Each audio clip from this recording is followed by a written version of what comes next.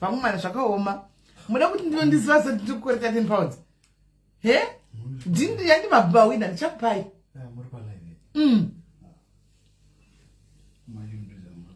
Ndiripo.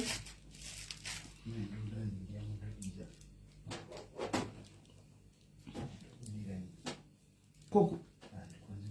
Sprite pine? Tendai.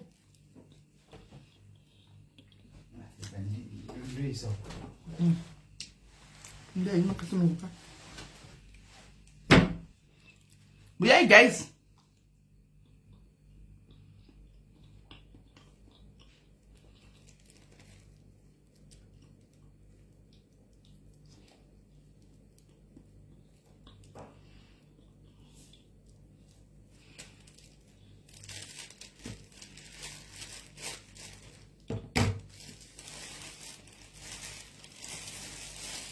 Hi guys.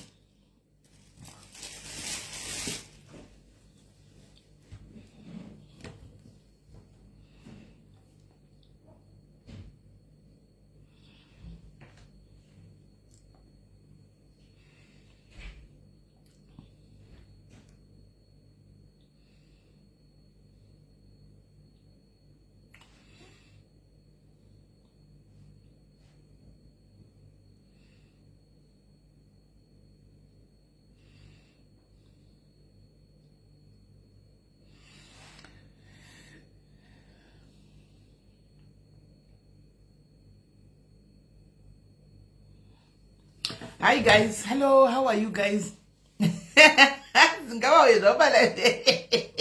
Lily, izvo zvangu achida kupfuura napapa kuenda uko kwai saka ndoonekwa pale ngati muchionekwa chiko pindai nai chero vakaonekwa nebasa rei zvavanongosara chikutendera mastriti vachingoonekwa nai zvebasa rei kuti vakaonekwa nai vachatozongoonekwa izvozvi muna Juni munoda kuvaburitsa kuti vachingotojaira muna Juni munoda kutovaburitsa nai hanzi vamwe tiri kudya muchizeya vamwe please muri kudya here nai Magi hi nene muri sei Diamond Gudo, thank you for calling others. Right, we are guys titandare zvedu yai titandare ko imi ma diaries kuita kundimutsa any guys inozati kupedze kuwata so ningo akati unyatso kunakigwa so nehope ndakavata ndichatso kuwa kuti ya zviri kufaya ko kukangama kusafoni panhikiri pa silent vatanga kufona imi sisimeli changomirira komunoya live nguva iyi makati munoya ndikati nai Mwari saka ndo apa kana kwangomutwa wopedza topera guys saka chitomukai totongotsa tomirira kuti live aina naposa time ini guys hanaposa time ndakati ndichauya nai zvako Lili saka izvo zvindatoita kumutswa mama ndatichega ndimuke ndinogesa bidwe apana ndakavata wopedza chinaka sei zvakaoma utoona kuti zvinhu zvachonaka zvakaoma right we guys tindiremberi uyaitindiremberi how are you moms Valerie Roberts muri seiko momzi amai dhuve manjenjenje masikira seiko vana dhuve manjenjenje vese ndikaitise maoko vana madhuve manjenjenje vana mbizi zvimama mabhanzi masikira seiko tisu vana venyu tasikira isu kuno imasikira seiko naye vana mai avana mai vakakosha kazvokuvarume kutozongoti muri vana atete asi pana mai apa ndo pakakosha pana mai apa ndo pakakosha chaipo vana mai pana namhoms apa ya mozotera ana mamoyo masikira seiko vana mamoyo muri seiko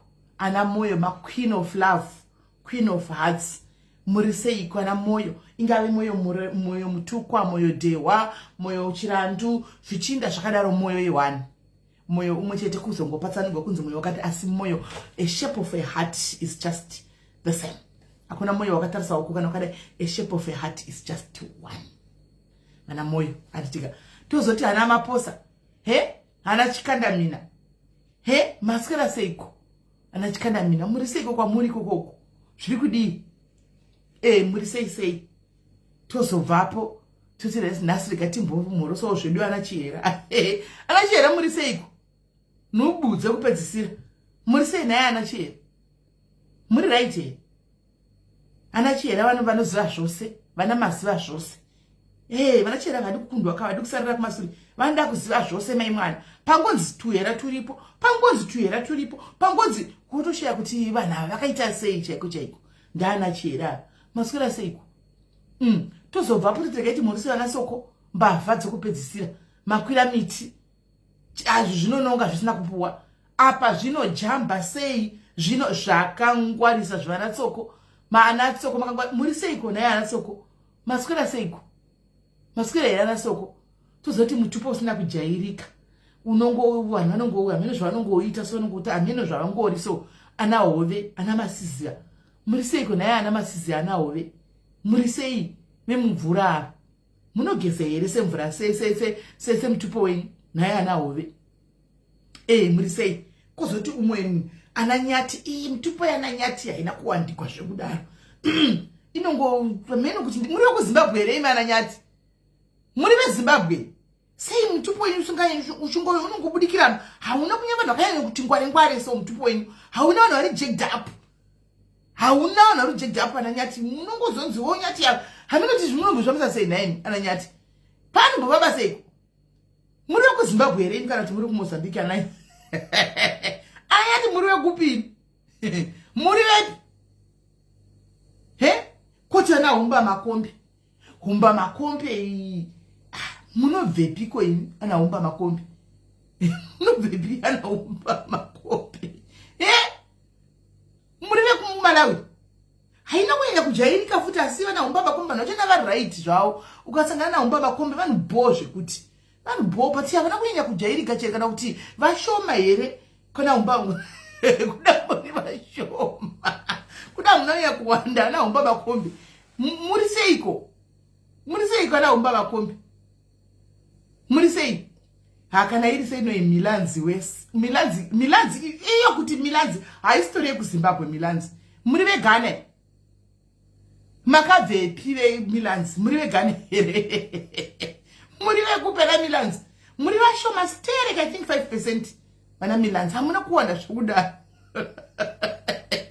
koita ana chikara pakangwariwa ana chikara ana shumba maiwi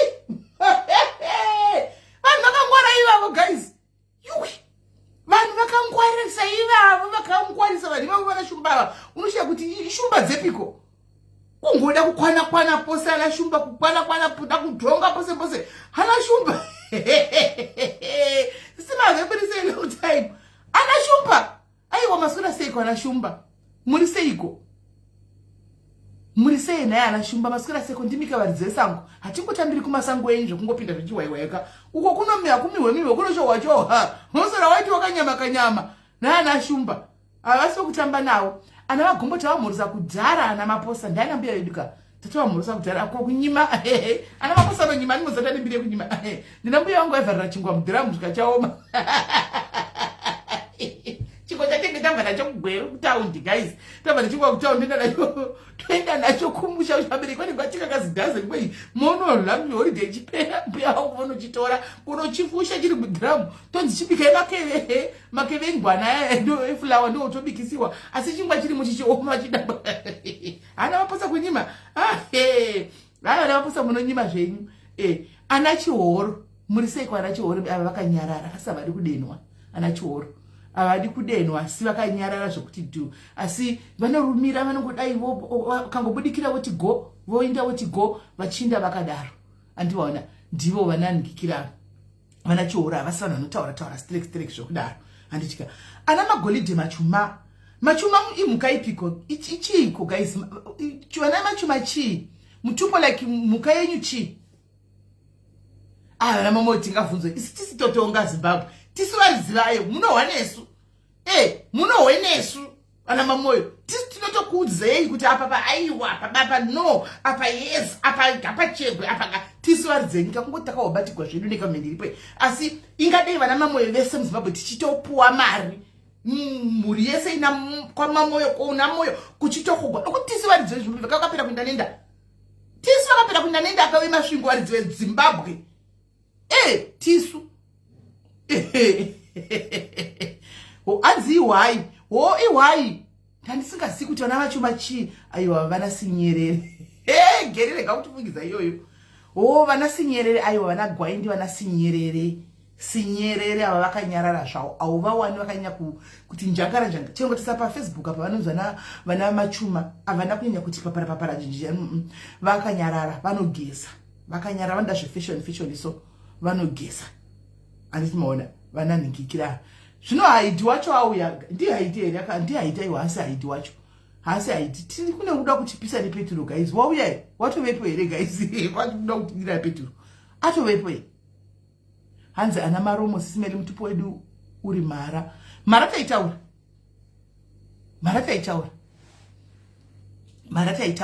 Right. Maskera sei kwaskana, maskera sei. Vana vangu, vana kuchera kuda kuona pose. Vanosara rai. Vani panoda kusara rai vachera. Hapana pavanozarira. Vanoda kwana kuda kungopinzira, kungozvimupadzira, kungohakira, vanachera. Vanachera chaiwo. Vanachera anzi fashion ndiana soko aiwa fashion ndiana mamoyo. Tichida kusana chokwadi fashion ndiana mamoyo nana matwi. Tipa fair zvekwamwari. Fashion ndiana vana mamoyo nana matwi. Vanoda zvinhu. Matwi yakanyarara. Dumbizi itasa mukano zimbizi iyo pachazvayo. Iri smart. Mbizi. Andona ini vanoda zveku geza nekudidi nesana mamoyo tiriko asi mbizi pamberi tinotera wedu kumasure asi mbizi iri pamberi.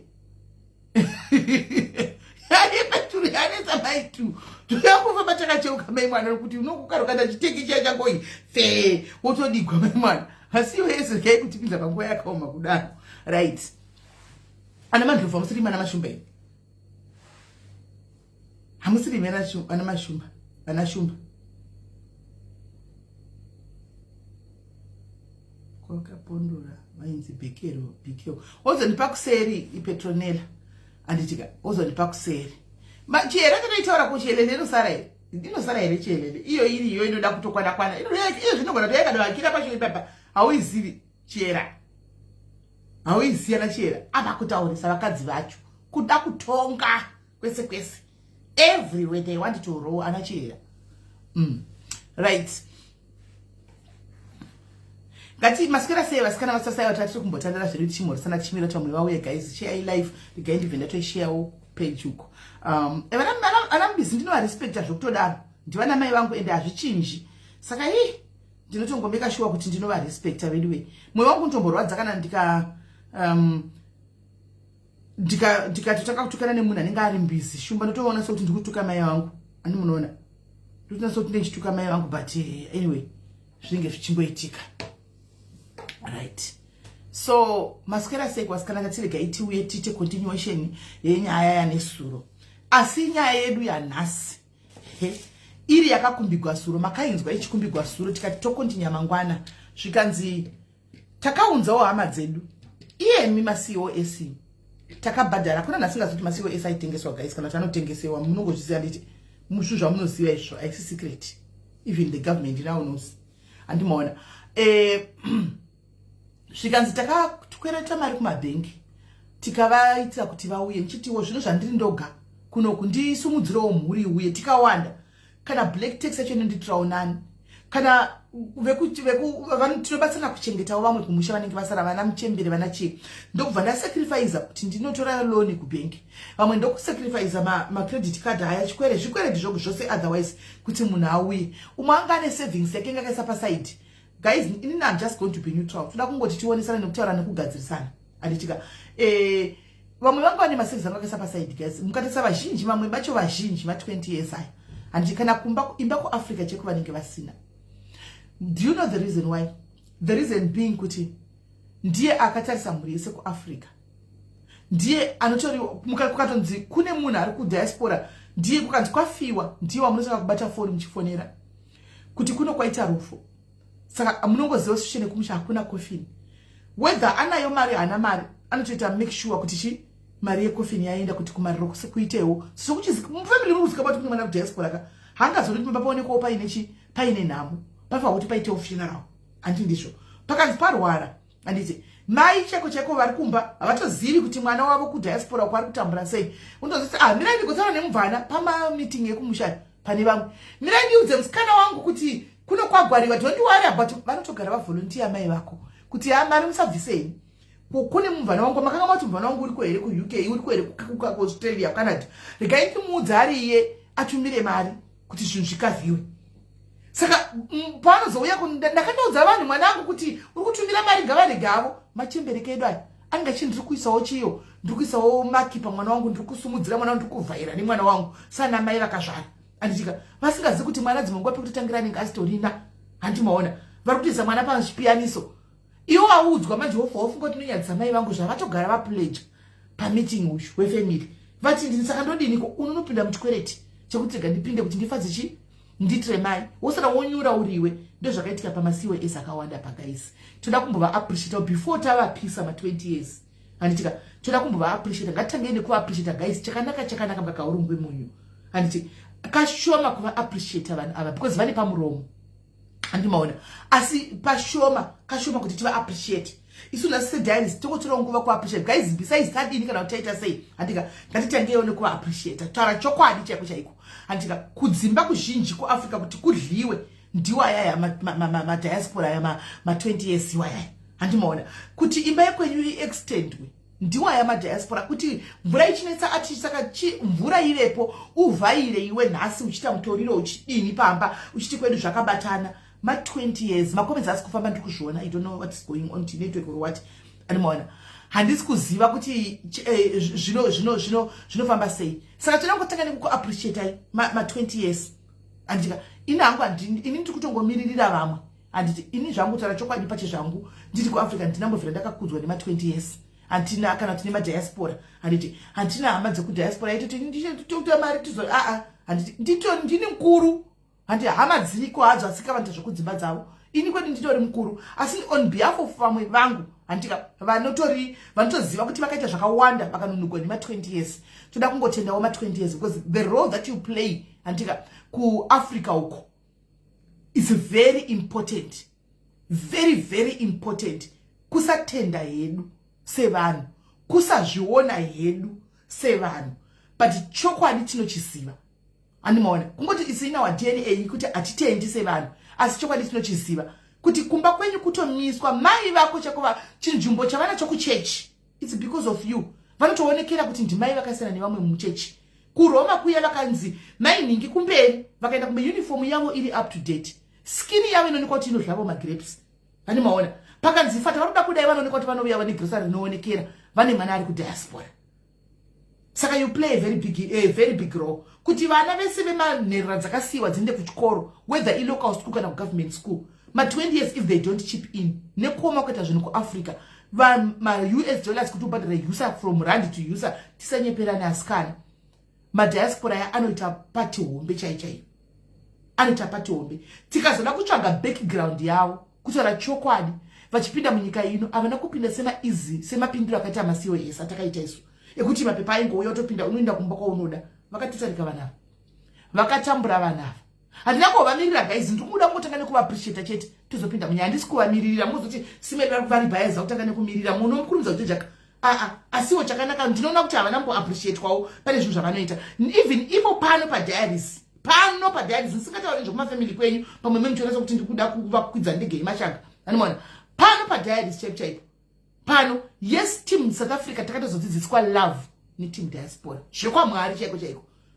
chero team South Africa inokwanisa ndibatsira kuti izonyatsoziva kuti tinokwanisa kubuditsawo ma50 rand nema100 rand tichikontributikwa kana munhu aita rufu because team South Africa yedu right now is very active inopedzawo masports yega kuesa ikoko handimaona but takatanga kuzviona kuma-UK kuma-Australia kuma-Canada kuna na-America kuti tikati dambudziko pano fast vanopindira and kumunhu wavasingazivi kuvana vavasingazivi chero mukanaisa social media yese zvayo is a war kwese kunoitwa kunopushwa macharity works kwese shema chaichaiyo mukatarisa backbone yashema idiaspora ega akwanisa ana project anokwanisa kuita ari ega diaspora intopindira andodi vanhu vake vanozati ne timu rangu panapo pakatikati next project timu rangu iri I'm sure tone group rake WhatsApp group vanopindira vanoita chip in because vanenge vachidzvara zvavanenge vachidzvara ende zviri kutoona vabuditseka vari kudzvara they keep on vakuramba vachidzvara nezvizvo samwe vari kuramba vachiblesswa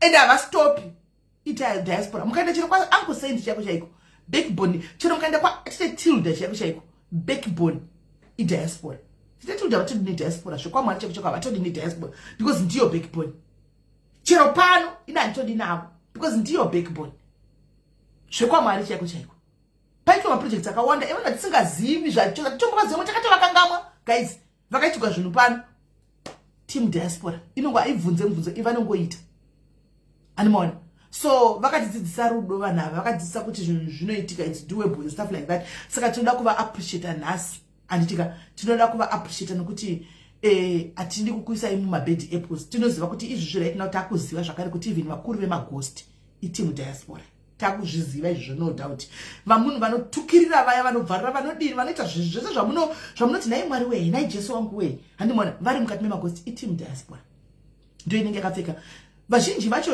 vanotoita magospel because kumabasa kwavo hazvitobvumirwi vamwe vacho ndoshanda nevanhu vatori vana Red Bull but vanenge vachitukirira zvisingaiti but havasi vese ruzhinji runoziva kuti no takaenda kunowadzana pasocial media tikati tambe totitindike tikati tambe totitindike saka tinoda kutendai team diaspora antika but it's true I'm just saying the truth my two mundu tola chokwadi chendakanyatsa kuzvionera chisina kubvunza nati kudini unotongozona kuti no munhu angobva uko ari zvarango isi location yakachinja but munhu agara ndo zvanenge achitongoni animona munhu zvagara anenge achitongoni so tinoda kuvatenda ndosaka ndichimboti kuZimbabwe kuka munhu angagwa ano underestimate team diaspora zvaanopa maChina so akangovhurira kuti team diaspora come and invest I'm telling you because vamwe vacho vagara muno vanoenda kubenki anopiwa 50,000 pounds anoipiwa kubenki akasenda something kumusha uko nemari iyoyo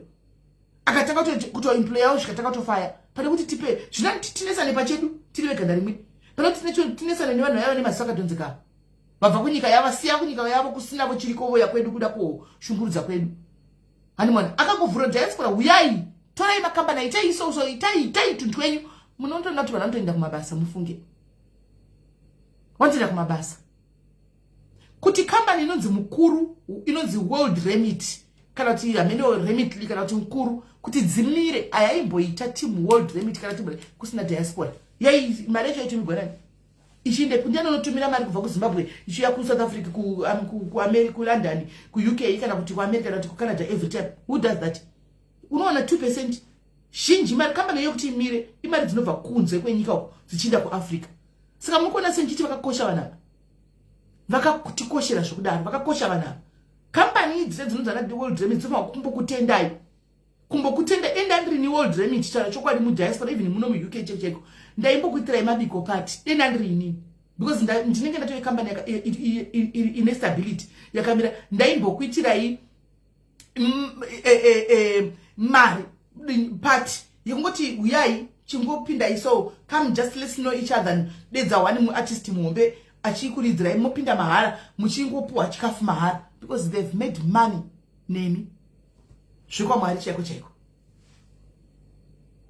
yes president wedu vano underestimate vanhu vatema mari vanayo madiaspora vakutotenga dzimba kudiaspora kwacho vakutoinvesta kuti vamwe mabusiness amunoona yana do this online maZimbabweans kaya tichitengesera zvinhu zvedu zvokumusha vanotoziva kuti zvinopinda so zvinodai anoona mota vanotoziva mukana vari kushayiwa paground kumbako given the chance vakaita mari kudhara vanotoda kuenda kumba asi akaenda kumba mukana one because mukana yacho nekuramba ichingotendera kusend people hanimona mukana inongotendera nachivhayo anana Collins ava anana inenge ichingotendera pa same people same group of people mukana ndiko inenge ichingotendera saka vanadzo mari but kunosvika paground apana chekuita anoite because akauya ne30 years ari muno zvinhu zvakanaka akaita mari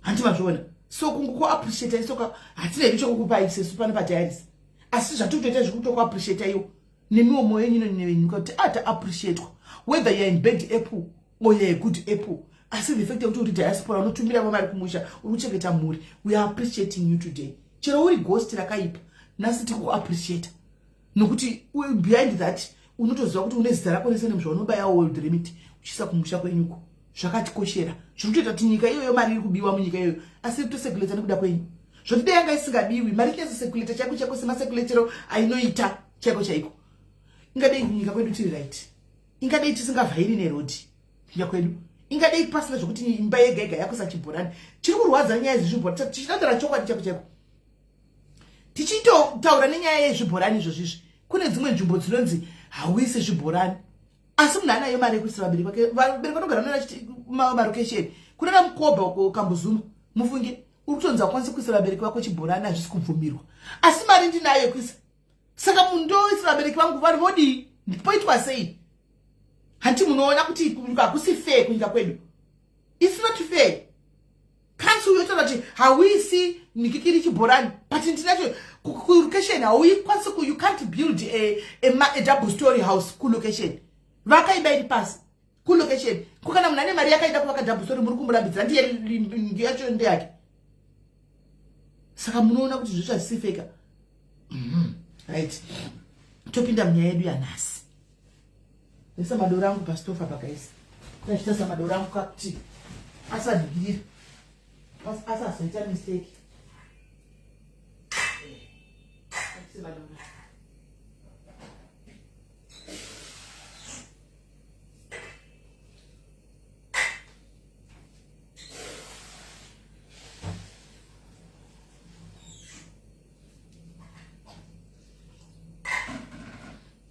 pane dora rangu ripo pastora handisika topinda munyaya yedu yanhasi guys yatiri kuda kuti tichange kufamba nayo hanzi because the water will be contaminated nesuwa iyo achibva muchibhorani here naimemi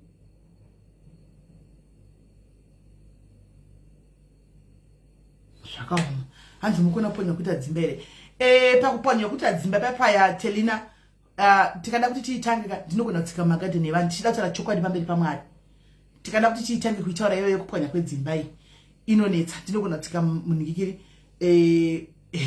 ndogona kupinda mumagadheni evanhu nokuti chiri kuitika chete vanhu zimbabwe nenyaya yekuti hakuna order people are just making mashortcuts kuenda kunovaka panoziva kuti apa pari waterlogged hapavakwi handiwana kana kuti haana kuita compliance yese zvake handika hapana kuinspector necouncil handika akatenga land yes handika asi hapana kucomplyiwa because you need to call the council to come and vachiinspecta ka vopasisa handika kuti yes panogona kusuwa mvura and what not saka vanhu havasi vari kujamba mastages and kana pasina signature city council you follow the right procedure handika watenga stand yako go and call them council handika vachiuya vachiinspecta take videos keep pictures handika certificates aya vanopa compliance have them all handika wovaka panenge pachibvumidzwa pakadaro apaputswi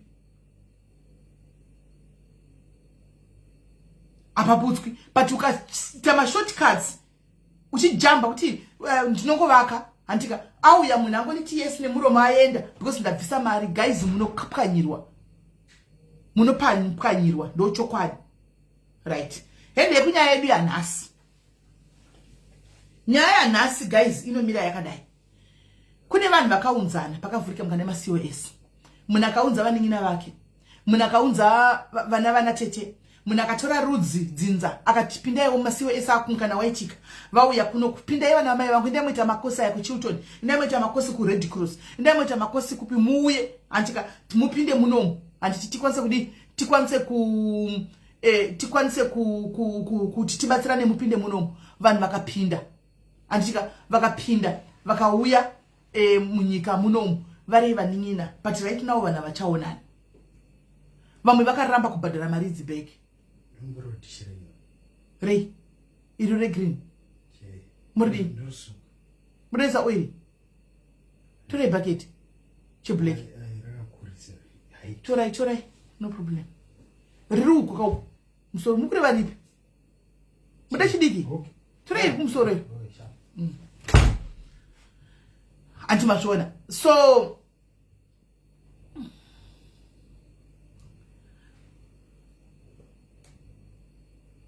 right saka ndo nyaya tinayo nhasi anditika chii chiri kukonzeresa kuti vanhu vasachaonana nhasi vakawanda vari kugunun'una zvikuru sei vakaunza vanhu andika vari kugunun'una kuti chokwadi ndakakunza nerudo but nhasi we are the worst enemies. We don't see eye to eye because ndakakuunza Antika ndakakuunza muno ndikati uya upinde munyika ushandire. The moment ndakapinda muno muwawana pako pari stable, wakugara pako pari stable, wakuti aucha kwanisi kuti ude kuti ubhadhare mari yandakakuudza takawirirana kuti nditengerei pandinouya kana ndoshanda nechukupawo mbijana mari yenyu. Nditenge chukupawo mbijana mari yenyu. Ite kuti ndipindewo ndikwanisa wodai ndiri kutambura ndiri kunoko. Sisi vakahwatsitsi vakakwanisa kuti kuvako pinze kana kuti ndimaigurwa ndimai kana kuti ndiani. Nhasi amuchawirirani. Nasi auchakwanisa kudzosera mari yayo, hauchadi kudzosera mari yako, kwete kuti auchawirirani, hauchadi kudzosera mari yayo. Pave nekuvengana enmity yatovepo between siblings because of diaspora. Saka toti zvakaitwa izvo kuvhurira Zimbabwe zvakanaka here kana kuti zvakaipa, nekuti zvapwanya mafamilies. It has destroyed families. Andimona, it has destroyed families. It has destroyed us as Zimbabweans. Wona kuti right now izvo pasina mboti veukama pa social media chap ma 20 years akawanda akatosvika pakutozokumbukira chinhu chinongonzi munhu anongonzi muCOS. Vakawanda vacho havachatarise kuti no, ndakaitirwa mhosva yangu nauyu akungoti muCOS. Because kune zvakawanda zvikuitika as we speak. Kune zvakawanda zvakaitika. Saka kune akatotaura kuti ndoda kukupisa ine peturu. Izvo zvitiri kutogara tiri in fear because peturu yakanzi uchafamba nechitengi chepeturu chiya chekuti agozotidira anenge angoi muCOS chete unoda kuti mwaya. Antivashona because ane experience atisi kuziya nyaya yake, but obviously for somebody to say such words pane zviripo zvakaitika zvatisiri kuziya. Handimona atori munhu atori neenga, pane zvakaitika zvaakarwadzikwa nazvo nawo munesuwo maCOS waya. Saka hauno mubvunzo ndati poitwa saying what experience did you experience with this COSs? Kana kuti ndimi maCOS maybe wakauya munhu akakuunza wacho hatendi akuda kucontrola because wakauya muno iwe wakaunzwa nemari, you have paid all the debt, hauna chikwere china sisi vako, but your sister now wants to tell you what to do because akakuunza kunoko. Anotoya kumba kwako kuzokutonga. Handiona kuti chasote ukaramba watore enemy. Variko vanhu vakadaro. Variko vanhu vakadaro. Antimaona kuti indi ndakupinza muno. Saka if I say jump, you just ask how high. You don't ask why. You just jump. Saka it's two-sided. Antika I'm not taking sides here. Antika inini sa host, I'm just here kuti control ende. Guys, again, I'm asking for one thing. Kana tichiuya pano, I know kuti kune vanhu vamwe vari kutorwadzwa zvokutodaro. Antika vakaitika zvakwanda tisikuzviziya. Tatiri kukumbirawo kuti patinouya kuzotaura nyaya yachona, let's be respectful. Antika oh, okay, we are kuda madetails egala. Send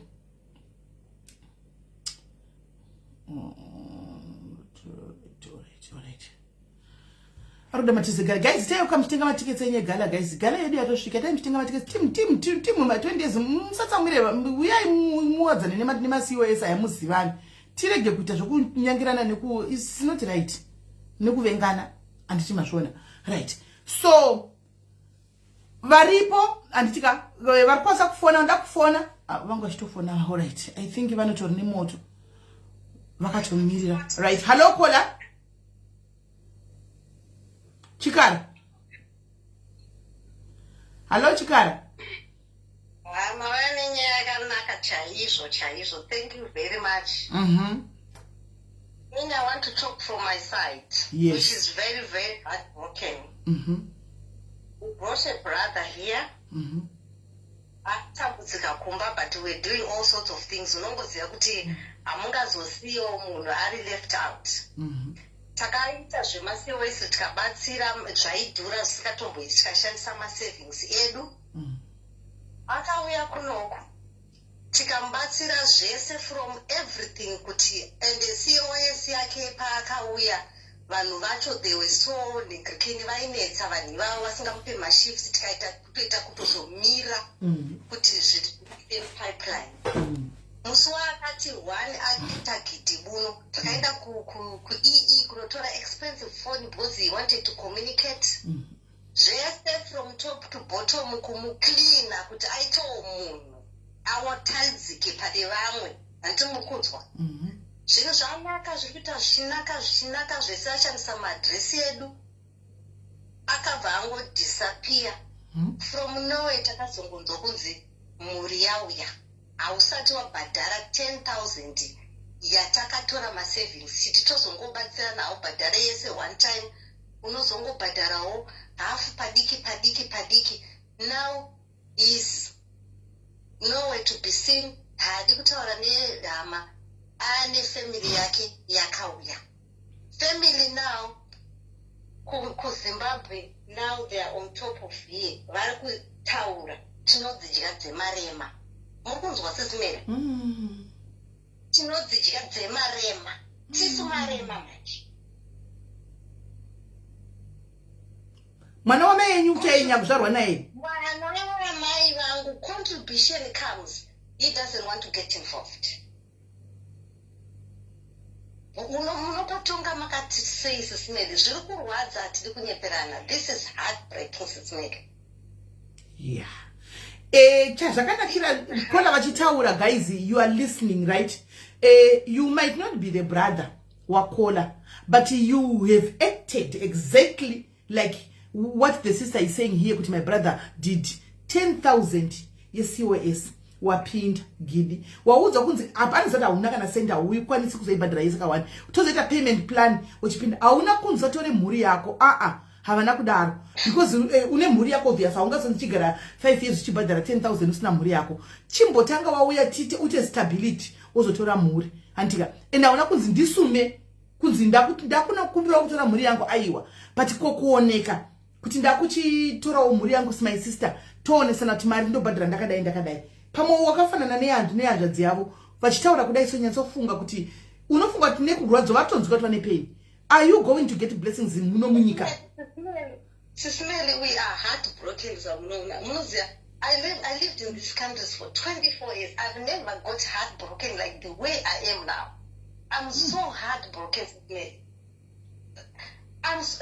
Maybe I don't know. Takatadza here, Sisimeli. Chimbondudza yo, all right. Chimbondudza yo, nemakola vari kuterera. Takatadza here. Kutadza yenyu hamuna. Because if you are married, this can destroy your marriage as well. Now, we are enemies. We are enemies now. Saka kola muri kunza kuti mimi hamutozikwa anogara. Hatozikwa anogara. Hatitozivi kwaanogara. He decided to lead his own life with family yake yaakaunza. They are happy. We just hope that he is happy. Tomorrow he doesn't need any help from anybody. We just pray. Pakauya murora wenyu mimi. Saka munonzati murora wenyu didn't even consult you kuti vatete makadini tapinda. Hamuzvizi makazongwa neguwa. Even amwene vake kuZimbabwe did not even tell her.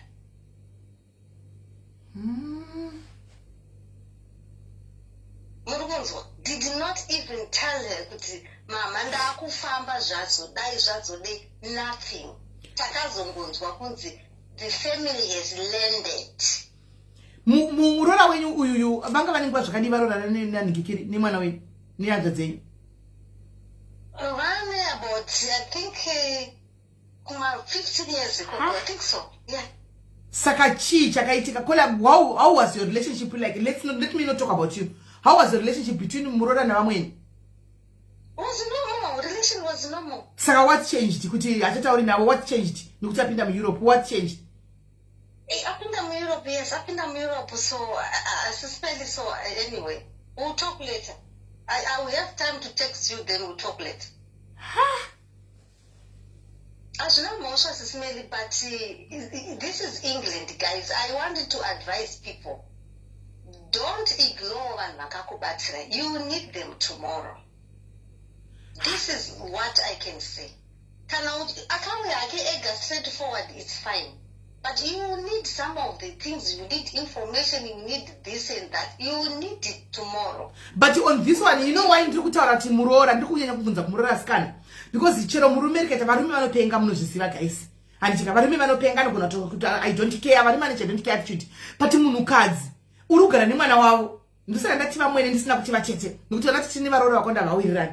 Vamwene vako uri kugara nemwana wavanhu. Antika wapinda munyika manga mune zvakanaka kwakafuma kafa unoudzani usinotora naye ndisana ndikuti something is wrong and something is definitely wrong. Murora upinda munyika yekuru kuti zi une mwana wavanhu hauna kana hama yemurume kana vamwene vacho kumusha kuti utiwo mama makadini hakuchisina wakatodzima foni.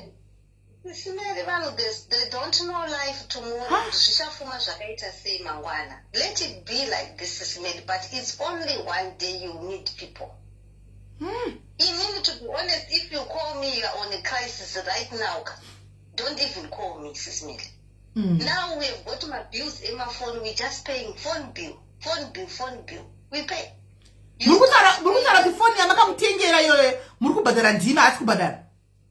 Yes, he stopped paying the payment plan. Oh my God. Yes.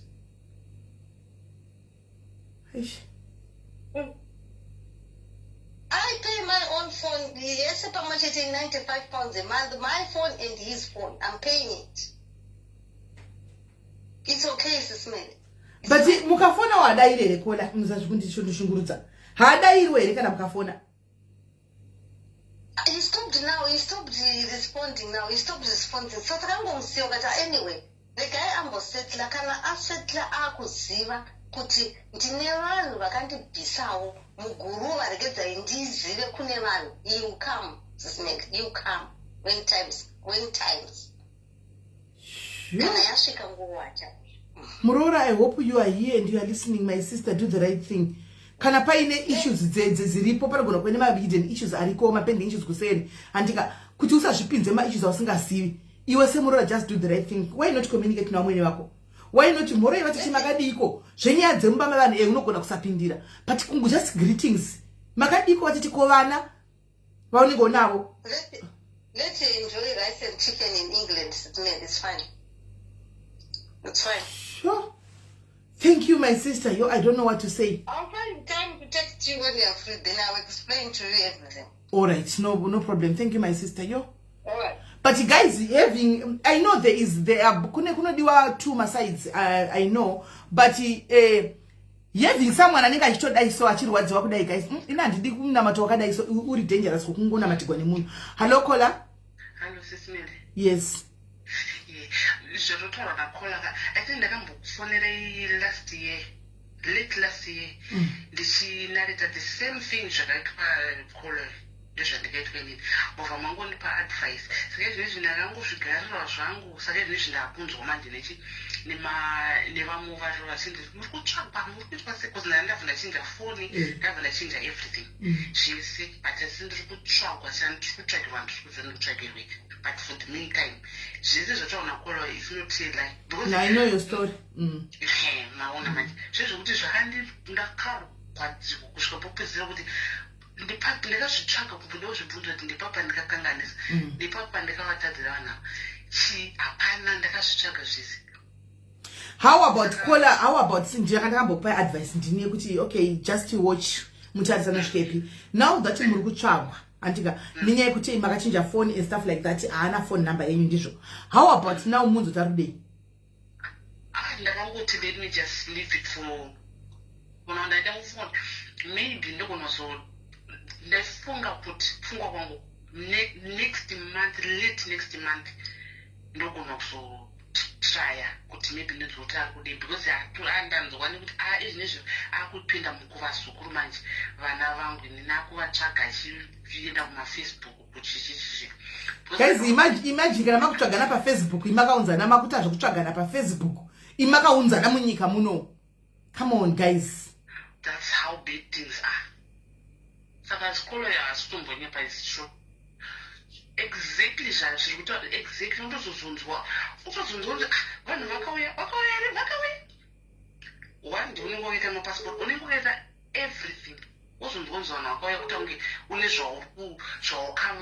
zvawakakana kuti vanenge vakafamba kunzonzvini uyu muroi but wozoshiva kuti muroi paphysical but pamati dzake munenge muchimuda asi muroi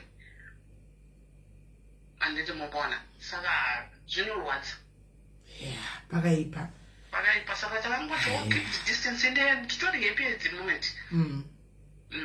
Saka literally ndangoti ndirakola kuti zvino ndimiyani the story of my life. Anyway, all right caller, whenever you are ready to listen to him, just hear what he has to say. All right, it's okay caller. All right. And the caller uyu nyaya yake ndinoiziya before tatouya nematopic aya. I think kudhara long time ago achiya nenyaya yake iyoyi but it was not musina kukumbira kuti ngaitauro ini ndasiri kuzomboitaura hangu notoita kunge unoda kupinda kuda kutonga kuda kudi izvo ndinenge ndatocreata hondo nemasiwo mamwe handiti mwana ndinoda kutovengwa kunza vamai ava vanoda kutaurisa vanoda kuzvitaura ngavati bvire vazvomba kwavo vapedza ndizvo ndinoda kutoudzwa ndachitozviziva yakona exactly zvakachitaurwa. I know the story. Akandonibvunza sine letesa achirwadziwa chichema ndikati you know what, there's nothing that you can do munyika muno hauna zvaunokwanisa kungoita chitongosiya and move on and kana nguva yakwana you will come. Zvinondoya kutaura kuti nguva yakwana yakutsvaga vanhu nekusocial media, but at some point these things we need to talk about them tichionesana because pamwe munhu anenge asati kuti zvakaipa zvakaita handimaona. Hello Kola. Hello sis, sei mushe muri sei? I think pangashina tiri kunzwa one side renyaya hatina tiri kuvharira Kola kuti afone tataura wani kuti vakaunzwa vacho kana muchikwanisa kufona uyai. Ini ndakauya ndega ndakuunzwa ndakabvunza vanhu sindakakumbira mari vanhu vakandinyima vakati hakuna zvakadaro unokukunga uiwe nered cross nyika yako ini inonetsa kupinda. I know your story. Ndikatengesa zvinhu zvese kuti ndiuye kunoko ndapinda munomu vanhu vaive vakanditambira kumba kwavasingataure nini vanepita nese kuti ndazviunza ndega ndikaenda ndikanogara kubasa kwangu vakachirana kwachina kunonetsa ekuti vanhu ava vanga vasingatomboda kuti ubuye vakasanga kufona vakuti wokutambira mari ndikandikutambira 1.5 mudependent akutambira mari akutambira 1.5 3000 iyoyo musabatanidze zvinhu itai 50-50 mabils izota savings yako wega murume anokutisa vaka zvinhu zvako wega kuZimbabwe. Ini ndega ndikagara ndikafunga kuti but inini kuti ndiuye kuno murume uyu takatengesa zvinhu zviise tiise vanhu ava vatanga kundida nhasi sei andakutsvaka advice yavo watowedzera kundivenga kana tine maproblems isusu hamutibatsiriwo sei mune mari muda handisi kufanira kuita anything. Ukangobvunza munhu ari kumba bedzi kuti nainhasi ndakuita mari mazuva munhu iyeye akangoita kunge ataura unenge kutofonerwa isakaita ma10 years tichitambura namapepa 2 years idzodzidzi ndodzamakutoda kuita zvinhu chete chimbomira yamuze kuri kuenda nemhepo panike immigration yakaya last week ma4 aita kunaya ma4 naya mazvonaka 10 years dzomapepa yamba akugwe after 10 years muri kutodzokera kumba vanhu vakacelebrate muri kunzwa saka chandokungona ndechekuti pamwe pachona dzimwe nyaya idzi dzinenge dzine mabackground ekwayakatangira but kuti uzosununguka kuenda kumba kwomunhesi simudila ndiri kukunyeperai haumbosununguka unoenda uchiti chi right vambautano zvimwe zvinhu zvavari kutita nemabata unotiisa ukaenda une vana vako vana vanenge vachingodonongorwa vachingobvunzwa zvinhu vachingo unoshoti sakani so inini I resorted to andiendumba kwemunhu ndogara kumba kwavo kana pana anenge anyanya kundisowa tinotaura pafoni kubvira last year muna June July ndambopera ndenomba kwemunhu ndiri kuzvigara kumba kwavo and ndine peace of mind because pandaenda kuzimbabwe ndakapesa ndakuita anxiety chaiyo yekuti unenge uchikuti ihembe yekupi isinoda hedu zveshei nezvemusupermarket ishii nenyaya munodai hazvina kwana costam vaonewo unochidzwa mashopu anotengeswa skate 250 veduve there are always two sides to the story. Panenge pane munhu unenge nezvimwe zvonoitirwa zvokuti unopedzisira kunoti let me stay away, these people are toxic. Yeah, right. And I'm not disputing that Kola. I couldn't have said that because I don't know people's stories. Ndosaka ndavhurira both sides kuti dzitaure because zveshuwa kumapoinda dzikoko ndosaka ndanyatsonyora kuti imi makaunzwa vacho are you happy kana kuti muri kubvunzwa kunzi jambu haubvunzi kubvunzwa kuti why unofanira kungobvunza kuti how high anditi waona because zvechokwadi zvitogaona Kola zviriko ndochokwadi kana mumwe akupinza mukati mene nyika asina kupinza mukati mene nyika andika unofanira kuita musungwa wake kuita muranda wake because wapinda munyika yavo izvi zvitonotozvitaura because chiro pasocial media guys pasina kuti chi makazviona pakapinda masiwo achangopinda masiwo ese pasati taziva story dzenyu kuti mbaunzawo hama dzenyu dzicharamba kuzokupai mari satatoziva handika kune vakawanda zvimwe hazvinatongoitwa secret handika ruvengo racho anoitwa secret rwakaitwa public muchiona kuti vapindirei handika vaitoprefer dei kwapinda nekunigeria dei kwapinda vanhu vekughana dei kwapinda nekune dzimwe nyika avo vekumusha kwedu ngasafa ngukupinda pada sesi vanga vari paspotlight wo zvedu kudai guys musara kangamwe takachiona funzai ana Madhumbe Diaries bvunzai ana Joya takachiona takasorangadzwa kuti makanga muchitigara uko makanga hamene potanga tambobuda tine mari ndipapi zvimwe zvinhu zvoti zvingori obvious guys saka zviri pa2 zviriko guys kuti mamwe ma 20 years haana kutopinza vanhu asi vakatongobatikana kudhara kuti vapindirei kwaitirwei mukana uyu kana muchida kuona kuti ndotaura chokwadi guys ngatitaurei pafikira perapa handimona pakaanonswa kuti tiri kuda kuisa mutemo wekuti vanhu vaite ma10 years internet yakadengenyika guys vanhu vakafara people were happy matuvana masisters edu ma20 years kuti mazvione vaita kusenda yaita kutenderera kuti mazvione because zvakanga zvichivabaya kuti vanzi vanopiwa 5 years handimona isu tagara muno ma20 years handimunoona asi haana munhu wakapinza umwe akapinza hama dzake ari kutopembera kuti hama idzo dzihadzifange kutowana 5 years idzodzo saka zviriko guys ini ndiri pakati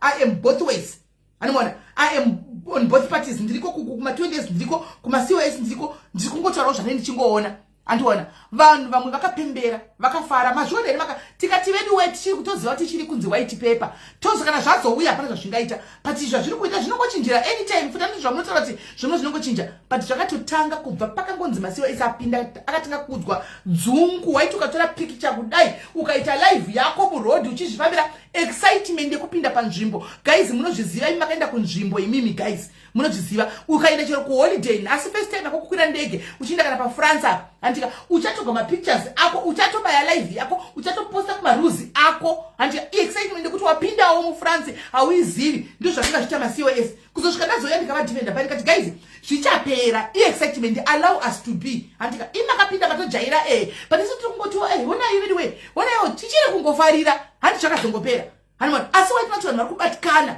vanhu vari kugumbuka munhu akutonudza akutoziva life yangu inini asingazivi wakazodai papai waiboda hauna chaunoziva kuti saka zviriko zvitogona kukola guys ndinaye futi I am behind here variko vanhu vakadaro ini ma20 years kana usina kupinza munhu akauya nemari yake zvakaita kola uyu vasikana handika koma kuzomukontrola pakuti kudiko paakakumbirawo mari kuti ndibatsirewo ndipinde makaramba hasiriye ega ndinamwe vauya kuinbox kuti nice smell sisi vangu vakundonditi kwanzara vazivi program yama-COS zvirikowo here ndotaura kuti ini vari kupa anza iri right one kuti havasi kuda kuti uye ikoko anoona havasi kuda kuti uye ikoko saka usazvinetse antiwazviona so zvinhu zvitoriko wapinda wega munomu munhu apinda ega munomu vatanga vanasisi vaya ma20 years aiwa isusu munomu wausadai munomu wakutopiwa mutemo kopa ndakanga ndichindibatsirei ndipinde makaramba 1 ko mutemo modipa let me make my own mistakes hamusi makandipinza handiti haasi benzi kana afunga anotsvaga vanhu kunovhunza naimi apa ndoita sei handiti because imi makaratidza kumutambira pakauya ko kana munhu auya kumba kwenyu nevana vake achishanya munovhunzireko vana zvisina basa sheni ndo yaanokwanisa hai at we move how are you sheni ndo yaanokwanisa naito yatongoodha guys inotokurumidza futi kuya sheni nokurumidza kuti riva guys sheni handimaona toende zvedu kusheni kunoda kuti ndipinde mu200 diskete 250 kuti izvi ndopenge ndoipfeke nepiskete 250 kuno kuti ndogara ndakapfeka bijama kana kuchingotongera ndingopfeka mabijama izvo zvihembe unenge nehembe dzakanaka kudzipfeka hakuna toda kutozigova kusa kucheriti uko because dzongoora hadzo dzirimo mumaodrop hauna kunodzipfekera handimachiona saka undiko toda kuve fair guys you want to be fair toda kuve fair right hand itioni vari kufona fonai tinzwe toda kuve fair guys vakaitigwa fonai vakaunza vanhu vakatambwa rafu inde nchingoti kune nyaya ndoona mesensi nenchingomira ikoko tichingoenda takadaro handika chatiringoda ndechekuti pakupedzisira kwegemu rachona poitwa sei told kuti ndakandirwa paya right halo kola ndaswera vari kufona ndokufonera ibheki katai I'll call you back kana ndisendaningirira iwe kola ndadaira hande tinzwe maswera sei kola inini muno mune hanzvadzi yavamwena vangu nemukadzi wayo nabamunini like vanababa vedu vanadheti vedu vanozvarwa like vanozvarwa anababa wavo mukoma nemuningi amene vanamazvinzezisa so kesori geni kokudzosera kumashure mbuya vangu nasekuru vangu hanzvadzi yamwena vangu vane venguva vari muno so pandakarorwa ndakarohwa ndine 19 years murume wanga ine 22 saka pandakarohwa vakabva vazoya kuzimbabwe vakataura mashure kuti shuwa ngarori mukadzi ane birth certificate ane birth certificate nechitupa asina chainacho unomukadzi asina kudzidza ndomunhu wani wakuda kunasa kudzidza mudzinza remumuri mwana vane vanjanzi yangu zvakandibata sisimeli ndikazomboenda kumba kwavo tikanyimwa dringi ndine mwana mudiki pakatanga maCOS ndakabatsirwa nemurume wangu ndikanyora English ndikapedza ndikaenda kuTB test simeli ndisina kana munhu wandoziva kuti COS ndinowana kupi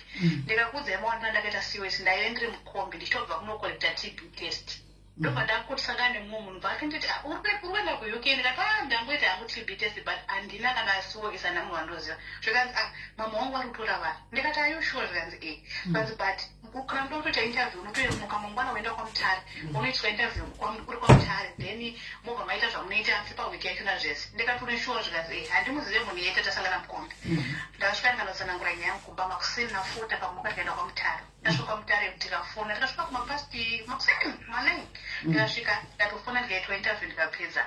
That's how maondera ndakaita COS ndakaona COS kangu namai vavo handida hangu kuvashora ndikaita zvangu zvose ndikapedza ndikakwira ndege ndikauya ndakwira ndege ndikauya mandakutanga nguva wangu ndatora murume wangu nemhuri yangu mandauya foni yakatanga ichinzi zvakatanga kumusha zvikanzi abatsirwa nayo kuti kunonzi sei kuwana COS zvikanzi saka mutete wangu hanzvadzi yababa wangu vana vamunene wangu vari kunguku vakatanga kufambisa shoko rokuti uyo ane shuwa kutora mwana wakwanhingi achitadza kutora vana vanzvadzi yake vana vangu ini zvaende kuUK sisimeri ndakabva ndachitumidza foni ndafona vamunene wangu ndikati kana muri kufamba mutaura kuti makandiwinza kunuku handii kana kuzviwa nokuti handina kana chimwe chekuita nemi ende negumbo rangu vafi makandiona because I still remember vamunene ava pandakavabvunza zvemaCOS izvozvezvi vakandipera rafu yekuti hatitozvizivi izvozvozvo kana mushiya kuno kuri kunzi hakuna mahours saka munosvika mukasafa isu hatidi zvokunetswa handidi zvokutoneswa maya kunoku mbuya vangu nasekuru vangu rokusadi kwemurume wangu vakataura vakati kana mwaya kuno nhamo yamuchaona mutemo wokuno hauna kana kuchipa especially muchiya nevana munotamba nhamo sesimeri kubva musi wandakapinda muno musi wa21 September 2021 handinobvira ndakaseta gumbo rangu bave munhu handina and handinobvira vanofona vakadi vakaitisa nyaya kumusha vakati kuna amweni wangu hadi kutsika ndikati ndini munhu weyanga asina birthday nechitoko wamuri kuda kuona saka please stay away from me zvese zvamaitaura ndakataura zvinhu zvakawanda ndakambowanikidzwa tichichinja sesimeri ndakasunga brane waya nyaya iyo ikafamba naivawo sema mbuya ivavo ende kwafanda ndakasunga nekawaya bhozi yake yadamuka 2009 yanga yadamuka kasimbi pandatirega ndijegere newaya sesimeri ndakaita talk of the town kuna vanhu vokufamba kuonesa nhamo raimesere kudanga mvura uchifambiswa kunzi ndiye mukadzi wanhingi apo wotozonzwa rimwe munzi pawaifambiswa pa uchimhoreseswa vanhu vaitokuseka saka kunzi muri kuona here zvikanzi unotizira 1819 kutadza kushanda uchiudzwa mashoko anorwadza ndakangoudza ndikati I'm still the same person weaway kumba kwamunhu handisiki saka vanhu ava vane kamukautsinye kavainako sokarikidheni but kana wapinda muno vanokuona vanoona nezvovanonongorwa dadira ukungaita TikTok wanzi maTikTok anya zvinozoita nokubasa ndikati chino chinhu chandinoita after work ndisina info yebasa achinenemi ende indoziva mapolisi ekubasa kwedu imozi yekubasa kwedu siyanai nazvo nanhasi vanogara vakademba kuti vakasvika pakuti kana ndine chandakakutadzira muzoku ndokumbirawo ndiregerere but for now mwoyo wangu usati waregerera ende handifunge kuti ndombovaregerera because ndoda kurarama in peace poti stress yemunyika muno uzoda kupiwa stress nemumwe munhu handifunge kuti ndozvikwanisa unozondikomenta indakutera ndi mucomment section. Right. Thank you very much. Okay. Anzi nakola vamwe nemwe munyora conversation sisimeli makuto analyze nyaya iyi chimboriga emakola taure all right. Noted on that one. Kungoti tine chida kuzozama kuti ndionesewo kuti tiri kwese uku kune reference but tashinzwa. Right. Uye ari kuti inini sekuru vangu vakandichive zvichitenga kuita zvemaCOS. I called my sekuru ndikabvunza kuti sekuru kuri kunzi kune nyaya dzemaCOS vakati atidi kuzviwa kuri kunzi hakuna mahours. Kana uchinge wauya kuno kusatinetsa isati zvokunetswa. Wona yekutamba ndikaona siwe kana mwari vada ngokuloketa zvavo kwai ndakangoita zvinhu zvangu ndisingazivi kana ndatombonze mufamily unorora dofo rekwadhingi risina kuenda kuchikoro handimona asi dofo rakawakudza mwana wavo ndege handiti kuya kunoko akabva aita laki rekuti akangosangana namwari wake vari mukombi handiti akati meve kwaMutare vari kutorava ndotovaziva because vakatora futi pano padiaries pano kana kuna vanhu vatiri kuziva ndichikurayirai kuti kuna mai vari kutora kwaMutare and stuff like that handimaona vanhu vakaenda ndikavapa mareference kwamai vavo kuma 2021 zvichitanga paya 2022 right vakatora mai vavo zvishuwa maCOS vakatora vanhu vaitora zvichokwadi right akabva akwanisa kuzotaura mai vai akakwira akazviwira kunoko handitika hama dzikatanga ave kunoko aimbotosekwa bhura yanga akasungwa yanga awanikwa achinja yake yakasungwa newaya situation yekuZimbabwe mabhura anosungwa newaya handitika kuZimbabwe kana ichinge yadini izvozvo kuti kwa hebhurugwa raboka unongoripfeka rakaboka kuzosvika rapera handimaona institution dzimwe dzinenge dziri kune imwe mafamilies kuZimbabwe handiti saka kola ari kuti right now vanhu vaive kufamily vakadaro ndinovaita sei sekuru ava kana kutaura navo kubva zvandakapinda muno handitodi zvangu because handidi hangu stress saka inenge yakaita sei kagaisi yoitwa sei should she continue akangoti ziya akadzima foni akanyarara kudai kana kuti anofanira kuti ataura azotaura nasekuru ava ovaputira pachena kuitira kuti angosiyawo room yekuti sezvo ane murume wake kunoko pakazoitikawo zvinoitikawo something azowana kuudza sekuru kuti sekuru kuno kwete dambudziko rakati murume arwara handizivi guys imi munopaonawo sei ongokontinya here because echokwadi anogona kukontinya ende anenge ari stress free asiwo let's not forget kuti the husband he's a husband the man that she's staying with munhu akabvawo kuva kune vamwe vanhu handika ari kuforeign land naye pakanzi paitika something achishingirira kuti antauri navo ponzi murume arwara nhasi kana kuti angodonha afa kune vanhu anongodonha vachifa odini achatangira papi question yandiri kudawo kuti mupindure timubatsire mumwe wedu anti ari mucomment section tinongomubatsira kuti tichienda saka right kana uchizofona uchidairira unozofona uchidairira regai nimbodzosera call ishi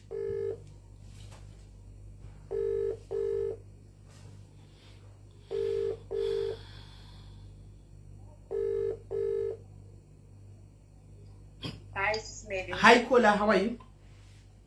I'm good. Ndinoda kutanganisa kutaura hangu nyaya yangu to just comment pana previous caller. Here in diaspora, what I figured out is we really need each other. Of course, unogona kuti nazvo zvichikufambira ufungwa kuti I can live by my own with my family, but there will be a time yokuti uchaurwa nedambudziko rokuti you need hama idzodzo. Yes, let's love from afar, but at the same time, it's important to at least have a relationship yokuti kana wawirwa nhasi wafirwa murume wako afa mwana wako afa ndivo vanhu vepadhuze vanenge vainenge ava. Okay, ndakuenda kunyaya yangu sisimeri.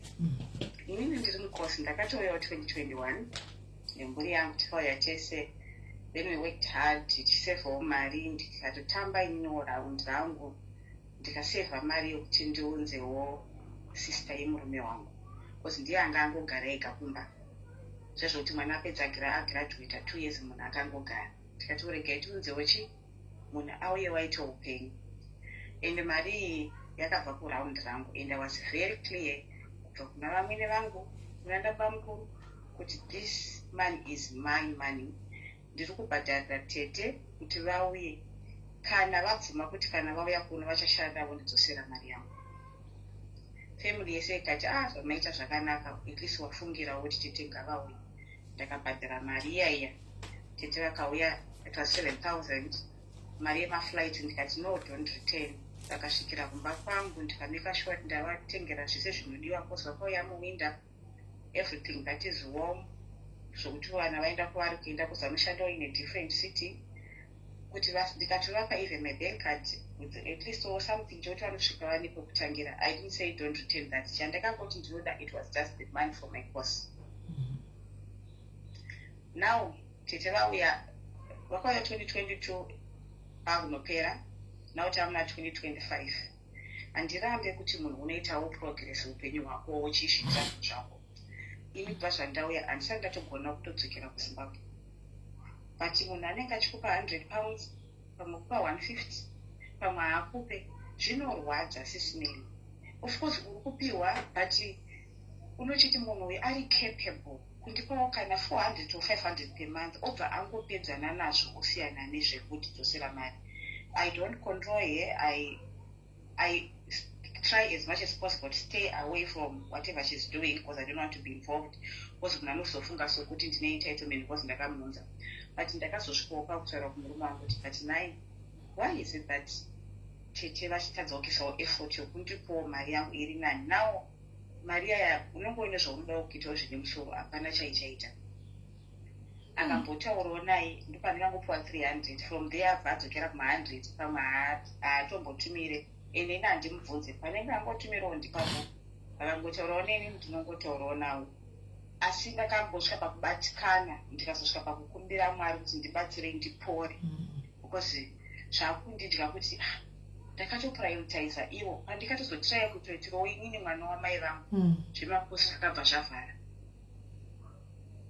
Asi munhu haanenge asingadi because isi taifunga kuti munhu akauya ndiachakurumidza kuti tibatsirai tireziwo tipidzo brother yangu but wakati unototi uri wega nanhasi vachiri kundipa zvavo vamwe vakada kundipa ndiwo vakasenda ndiwo ndakanyarara vakada kuya kumba she's very welcome handina zvakawanda ndanotouya I do everything indi ndakatozosviti mari chindiporesai because munhu zvamamuchataura hatirambe kutendai kumaholiday kwenyu kunana France hatirambe kuti flashai maiphone muchitenga mota inini ndakatongotengoka secondhand but taisacrificera iwo zvinozongorwadza kuti but waiwo munhu asingaone effort yandakaisa sacrifice yandakaisa kuti achindidzoserawo mari imimi chero kuzimbabwana nokudaro wainongana tiri kuafrica uko chero munhu ukamupa 10 US wakakukwereta mari iyoyo ukasangana naye asingakudzoseri mari yako akabata huku unogona kutobatsirana kuti munhu ari kutodya zvake nehuku asachitadzowo ndipowo mari yangu muri kunzwisisa but ina hatisi kuramba kuti usirega kudya nyama zvachose but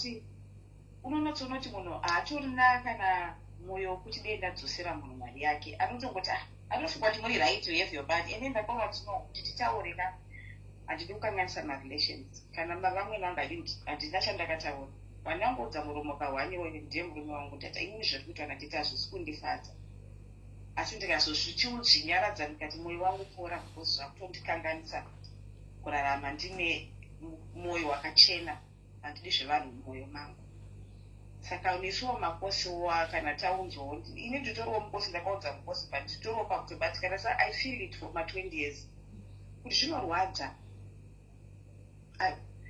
ndo nyaya yangu sisimeri ndangoti nikotoaa zvinorwadza ene nditori nefriend yangu atori pavheji yekutobhurika apo nemurume wake nokuda kuti akaunzawo sister yake nekosi sister yake atozova zvokutaura zvokuti akabva atozoshipa murume wake nevana vese 4 but havasi kudzosera kana mari apa murume ari kuti isusu takabvisa 10,000 from our savings yemortgage asi vanhu vavatoita life yavo zvakaoma sisimeni zvaparadza kudzimba dzevanhu kana umba make atikena nhaya nafara ndinoona undoita sei handi munoona kuti zvinorwadza anyway ndizvozvo zvandaida kungotaura zvangu sisimeni thank you very much Kola. Right guys, this is another one now. These are 2 courses vakasacrifice muroora ushu mukosiwo iye akapinda nekosi nemari yake isiri yekuti akapinzwa nehama dzake kana dzemurume apinda akati ndochitanga kuti sacrifice kuhama dzemurume ane hanzvadziwo yaifanira kutanga kupinza nemari iyoyo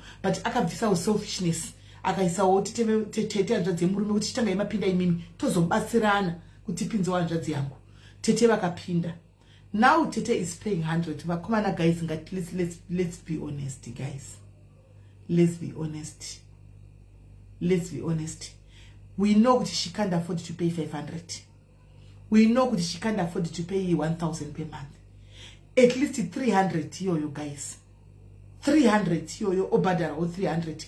Kuti urara mgo zviri free. Zvino munaka pakabadara cost 10,000 guys.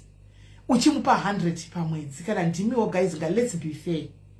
Chimbozviisawo mubhutsu dzemusikana wedzemukadzi uyu guys ndiwaburitsa mari iyo yekuti munhu apinde ochikupa 100 iko zvino zvichero grocery ngataure chokwadi guys ngataure chokwadi imimi anditika mama 20 years akauya munomu 100 pounds aitengi kana grocery these days taura chokwadi 100 pounds aitengi kana yakambotenga indakangoiona wechimbotenga 2023 pandakamboya pepa yaimboti nonge iko zvino kumba kwenyu munotenga grocery 300 ine mail kana 3 something kuti ripedze mwedzi kana uchipawo munhu 100 hakusi kumuseka here vasikana ngataureiwo chokwadi hakusi kutsvinya here vasikana hakusi kutsvinyawo here hatisi tozati hakwanisi 500 handitika sezvachizobhadhira mabhizi achidini but kana akatora mhuri yake kuda kuti vari 2 nemurume 500 vacho vanogona kuikwanisa fa 500 vanogona kukwanisa kuti nemurume kuti timupinde baba muve pano handitika kuti mupinde munhu uyu tine mari yake ngati sacrifice tipedze moza tungorora modeti free kunonakidza guys usina chikwereti ngati pushe baba mota mwesa 250 every month timpe 500 because mese makapinda nekuda kwemukadzi uyu anditi mumpo ma 500 pamwedzi muri 2 you can afford but no ari kumupa 100 pounds come on guys wona zvinhu zvako zvisingakufambiri kubasa wona zvinhu zvako hazvisi kufamba zvakangomira kudai kuti nki woshaya kuti chii chiri kuitika ndakaita sei kuno mumwe munhu ari kuchema uyu 100 vasikana 100 chaicha yateve mari kuti 100 unogona kutumira munhu ari kuAfrica, unotopa munhu ari kuAfrica 100 yowona yekutamba, ndio mari yamunotumira kuAfrica 100 vakawochinja iye zvino yatove 130 ukavapa kuAfrica ndo inenge iri 130 wopa munhu akakwisira 10,000 guys. Amen. It's up to you. Aya itu makosa hapana 20 years itu makosa umwe akasacrifice mumwe. And my sister, bless you for your heart. It's not easy to sacrifice munhu hava yemurume kuti ipinde ione vana vaningina vako vachida kupinda ende pawo kuti nda kupinza wangu muningina makosa chobva avarwa munhu wakapinza wacho obva kupa 100 rands.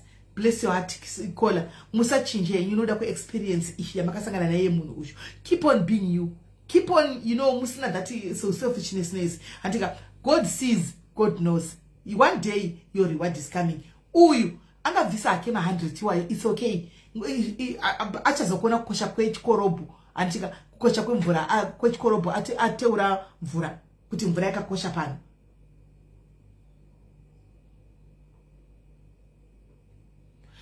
And now when it is one of the biggest lessons in life is this: silence doesn't solve anything.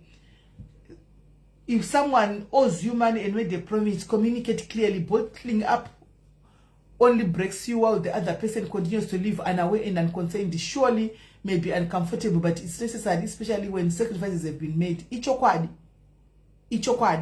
Sometimes kutaura nezvazvo kuti nini handisikunya sobatikana zvakanaka. Handika 100 pounds yamuri kundipa utsara chokwadi mimi mamchatenge grocery naye haikwani. Saka itori mari yefuel, ipetrol yemwedzi chete. Saka I don't know kuti muda kuti nditewo sei. I think kuti utaure futi zvinoita taurawo kola. I think you need to shut up. I think it's true. Don't bottle up because unodambuka ne stress.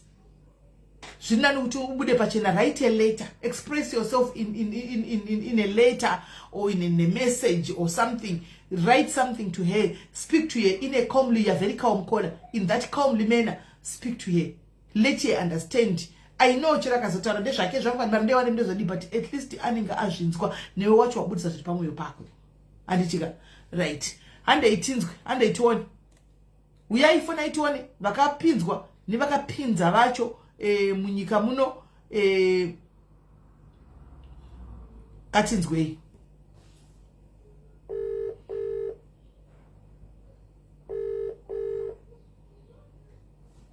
Okay. Right, kana ripo mwada kufona guys, kufona hii ndikakufonera kasadaira ndicho move on. Anditika kana varipo mwada kufona itinzwe wakapinza kwati kune vamwe kune iri kuchefute kuti umwe akapinza mwana wamai vake. Andimaona akapinza okay, akapinza mwana wamai vake. Anditika apinza mwana wamai vake, mwana wamai vake akamtorera murume. Vanga vatachauya vanava andisikuza kuti vanuka kuya nei akasvaka mutorera murume. Mwana wamai vake amupinza asvika mutorera murume wake. Ngatitaurei nezvazvo zviri kuitika. Wapinza hama yako yasvika kutorera nemurume wako. Let's talk about it. Call hello. Hello Sisimeli, ini zvechikwereti ndichitonacho handisandapedza kubhadhara, asi ndoda kungoita shout out hangu kune muroro wangu. Ndikuona vanhu vobva vari kuchema but handidi kunyepa, indava ndikabatwa zvakanaka. Ndakabatwa zvakanaka nanhasi ndichiri kubatwa zvakanaka, ende vakandibatsira from everything. Kubva kuma-TB test tiri kumba ndikaitirwa zvese. Mari iyona nhasi ndakamboya zvinhu zvakambodzvanya zvikadzvanya, ndikaita maswitch ndakatotanga kutoidzosera mai manje mari yachona because zvinhu zvangu zvakadzvanya kumashure kwesoka. Asi handidi kunyepa, kuna vanhu vachine mwoyo yakanaka. Murora wangu, mukadzi wanzadzi yangu, they did everything. Ende ndakabatwa mushe, ndikatengerwa hembe, ndikatengerwa mota, ndikaenda kubasa. Kubasa ikoko kusingaite zvakanaka ndikatsvagirwa rimwe basa ndikaswicha. Ukanobhaiza futi kubasa ikoko ndikazoswicha pandave yezvinezvi. Handi kunyepa Simeli, ndaitirwa zvese kubva kumapoto. Grosari akandirongedzera murora wangu ndabveya kubasa. Zvese ndikatotaura kuti kubasa kwandaishanda kuchira kutanga kwangu kusina kana ma-hours. Aindipa mari yechikafu, nditenga chikafu, musanyarare. Kana zvizivauma musanyarare. Aiwa, ndiri kunyepa zvangu. Kuna vachirodanaka, I want to shout out kune murora wangu ari kuLeicester. Akandibatsira ende nanhasi ndinomutenda, nanhasi ndogara ndakataura kuti aiwa hakuna vanhu vakadaro. Amen. Right. Ndakaona Mwari ndiyakutondipa izo kuti tipedze kubhadhara mari. Wakati mndana kadi ndati murume wandakazopiwa naMwari kuri kwandakatoro ndakutozondibhaisa kuti aiwa kamurume angakubhaisi kutenda kwari kuita kakuri kutenda kupana ari kuita sei murume uyu ari kuita sei haasi kuda kubatsire iwe haasi kuda kana mari haasi kutomboda kuburitsa zvimwe zvese zvamunotenge ndichaura malive chokwadi mabills obho ndinotobhadhara saka kola zvakaoma hatimbotaura yako saka murume uyu akauya wamunza kunoku mamarigara muchibva mose kuafrica takatobva tese tibva kuafrica mheno tata nemakore ndopfuura 15 takatororana kuafrica aicontribute ndaitoita zvese taive kuesei kudebheno saka mauya kunoku iko zvino haachadi kuti abvise mari haachadi ari kuti mari yake inoendepi anoshandei kudzoti handina anongobhadhara renda yangobhadhara rendi tichete zvatopera anoshandepi mumawarehouse saka ari kuti akapinda muno nemari yani ipapo mushure takatonetsana nezvayo nyaya iyoyo kuti saka uri kuti yanza nditombozviziva sezvauri kutaura izvozvo mari anotobvisa kuti rafi yacho here sesimeli akanyenga izvozvi handito inenge zvangu ndiri gafa zvangu ndakasokanzura nezvake kozi back home munhu aitonetsa kudhara saka handitombotsamwi kana kudii ndini ndotogara ndakatoti Mwari andainamata ndaifunga kuti munhu achazouya kurosa kunongoka akanochinja zvese zvaiita back then but then ndindotoona kuti ndakatongotora dambudziko rangu ndikaronza saka am over it and handitombozvitarise makangofamba nedambudziko renyu makangotsa renyu mubhegi dambudziko renyu kainaro saka izvozvi dambudziko renyu iro riri naikola izvozvi dambudziko renyu asi rakanyenge kumbheki kakumashure kundo zvaiita kunokuka kukunetsa zvinosika nhamusi rugare saka dambudziko iri riri harina kunyenge here aiwa pakupera kunoku vari I think zviri kunetsa but pafoni neye kumashure uko vachiri kungotaura saka ndokuri kuinda mari ndaida kutsvaga kakuti mari iri kuindepi ndovari kupota chinzi ndiri mbinga kuno kuuk kavari kuafrica ndakauya kuno ndiri mbinga vachiima 50 pounds pa ndipeni kutumire mari ndipeni kutumire mari ndimbokutumira kuite kunodya sesimeli izvezvo ndiye ndinotogara ndakanetsikana kuti dai yange iri mari yekunzi inokwana zvese kaiwa ndaiva chifamba hemiendi but unotoona kuti nevana ka mari yachona nemarenti nemabills ka iyo rende chaari tongobhadhara unotongoti Mwari kudzwai saka zvakaoma saka ari kuda mabhadhara mari yekuroora uyu dambudziko ndakatoti handizoti mwedzi yacho kana nditi mugona ndiri munhu wekuti ndinogara ndichitotaura ndaitogara ndichitotaura kuti tine mari so andinoona process andiri kuitiswa so iyi mari iri kunzida kutodzoka yese yematiketi necus iri kunzi itodzoka munhu kubva achitori kumusha kubva ndichitori kutoita process kusvika akanokwira ndege akanouya ndaitogara ndichitaura asi musuna akanditi handizvizivi vanomvura vakandudza ndombozviziva saka aiti makauya nei naikona handizivi handisi anozviziva anozviziva ko brother vako vakambotaura naye kuti tokumbirawo mari anoti kudii brother yangu munhu akanyarara asi munhu anombotaura uya asi munhu anombotaura zvangu but apart from kuti anochimutaura naye kakuti tsano ko mari because takutira kufedzera mukadzi wake asi ndichatomuudza munhu vandakangoudza masisters angu iye handambomuudza zvangu saka asi kumuroora iwo pausi kubhadhara 100 kamunina wangu kuti 100 to be an insult hai to be an insult 100 aizoiti akatouya akabhatanga kutamba raundi shomuzodoko watanga kutamba raundi stay isati atabhadhara chikwereti iye dambudziko pandatomusona pandatomusona mari achingopiwa mari yeraundi iyoyo 2000 pandatoendesa idzi wakagona na ukamboisa yakakura kudaro wakagona ende unotopedza manje ukadaro unopedza manje iwe pambera apa isusu takabvundurana ngoti ikaramba ichitambwa raundi ichindoipiwe akazokudzokera kumba hazviitika dhisha because akadzokera kumwari wani iwe anozokwanisa kubhadhara mabhills nevana and everything ngaangobhadhara iyoyo rendi ari kubhadhara iyoyo ndikuti ngaatobhadhara izvezvi nditogadzirwa kuenda kunaiti shift ndianitosara nevanu wachibva kubasa osara nevana haarambe hanzizima mameli mune bhifu nevarume kana wikinewo handina bhifu nevarume ikapa munogona chinongokurumbidza iwani asi kuti maofuletika zvinorwadza kana uchinzwa vakadzi vachingoya chingochema ini rimemba ndinochemerwa nevakadzi kazhinji kacho handiti varume vanouya sima 1-2 ende nditoya nchizviadresa vanobva kuti vakadzi zvamakuita hazvisirizvo asi ofuleti varume vacho kuta kunge vanoshura gai saka ndinofanwa kusimbatidza neabi yangu nokuti varume vacho munoshungurudzawo ndochokwadi handiti saka kukumira nemi kuita kunge ndiri kuzvidhura mugumbo nokuti mwana umwe munhu anenge achitochema.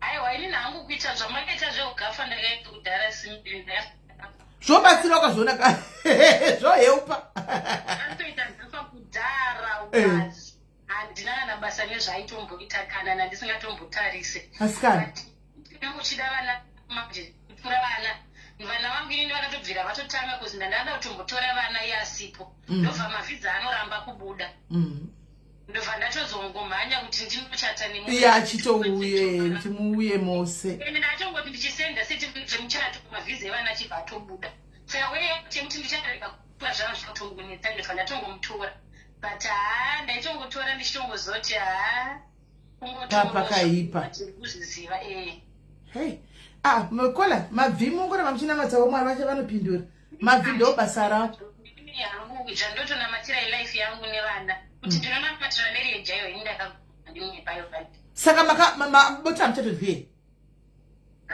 ndinotorara muspeya ini nevana nditomborare ndotorara nemwana wangu musikana mudiki handitomborare kubedroom kutanga mune mumwedzi mungari mucharara mumuspeya timelinya yemasiyas but ndozvandazvitaura kapaya kuti akanyengere mukati haana hazviitika iye anorarama sei asari kumadheti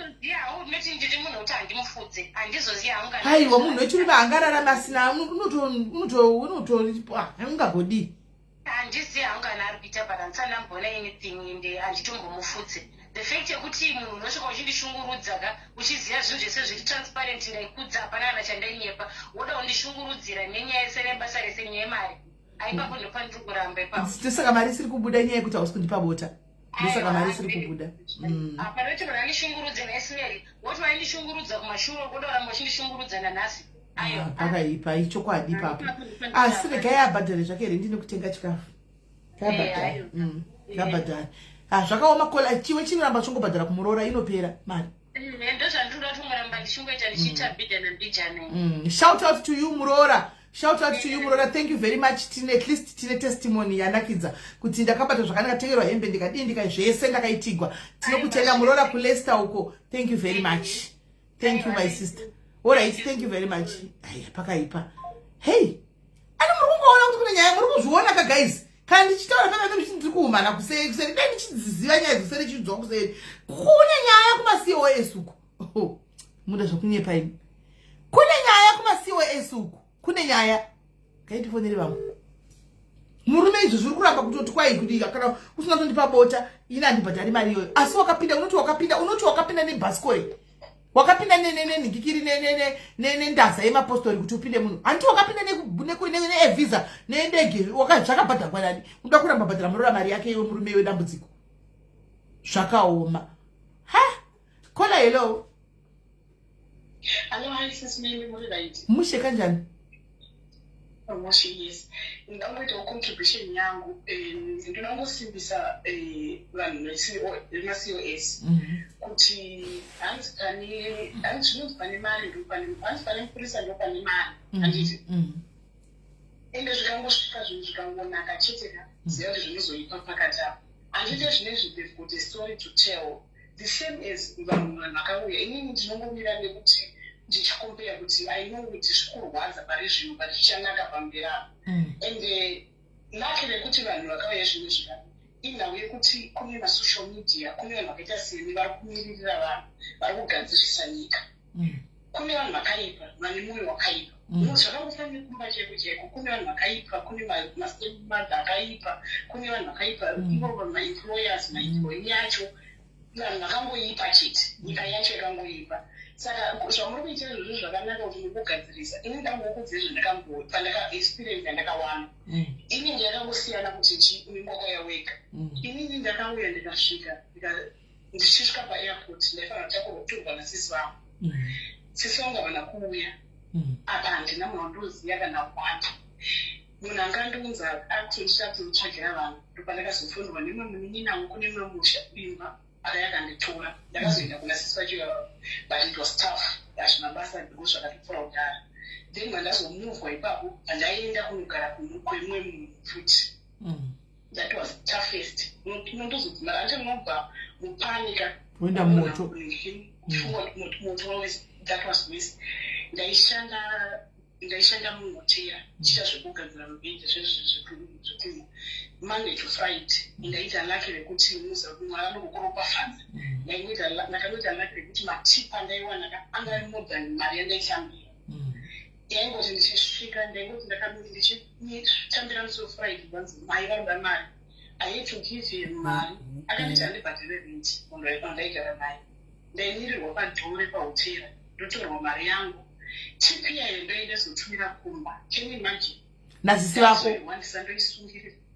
Ayo havanga sisiri sisi manje. Ava vanga vasisi vekumaraini. Because ndabva kakuna sisi ndichiti vakuti handiti. Bandaenda kuna ndevati tete. But hatina ukama. Tete vekumaraini. Kwa saka kurudiwa mari kumba kwani? Kwavo. Koyo unokwana papi? Ndaitambira kaFriday. Ndaitambira maFridays. Ndaizonzi ndizokubva ndakubvira ndepowa mari yacho. Ndainzi mai vakuda mari. Kudhara taitukaisa 50 pounds. Waiita 12 pounds. Taitambira nepost office.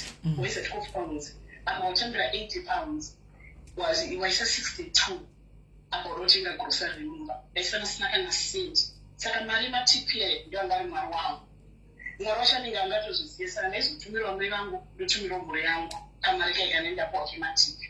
Saka ndokudaro kuti vanhu mukanzwa zvakanaka kuti kune maplatform ezvezvikwane masocial media vanhu vaakuziva marights avo vakuita zvanga zvakaoma.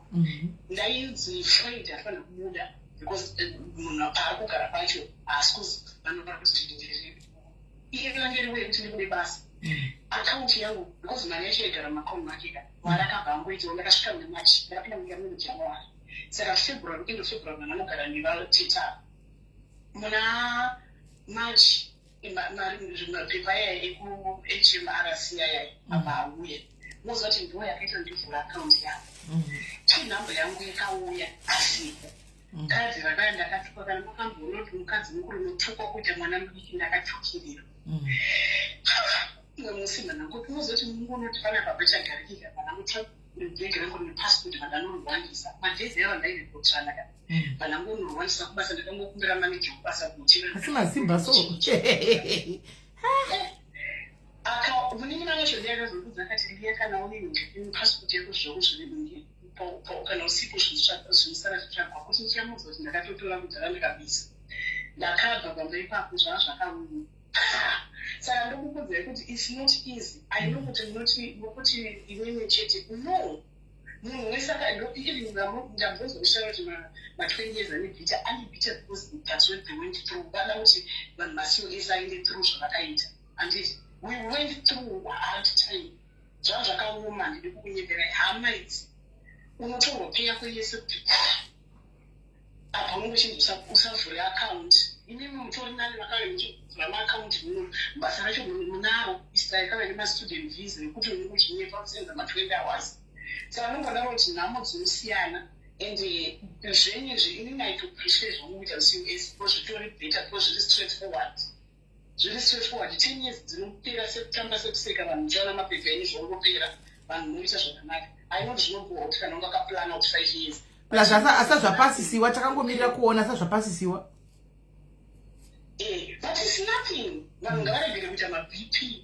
As long uchishanda ukanzi 10 years hauna mapepa kana ukanzi 10 years uri kunzi 20 hours hauzivi kuti uchaita sei. At least you can plan kuti uda kutenga imba kuma kuti uda kuita sei. You can plan.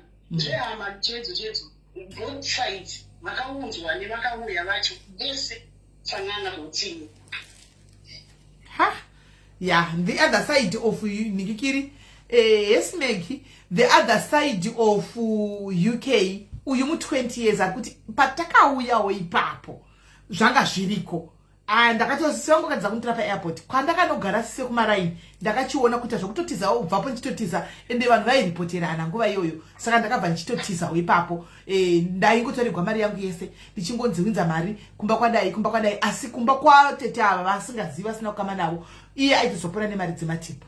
Saka ari kutaura kuti hanzi pamwe ma20s anenge achiita zvinhu izvi kuda kuti mufile pain yavakafilawo, but that's not a good reason enough kona yekuti tinoita utsinye, because I failed utsinye. Ndakabatwa chibharo ndi mwana mudiki, so I'm happy kana vana vamwe vanachibata chibharo so that they feel the same pain yandakafila. That's not, it's not proper.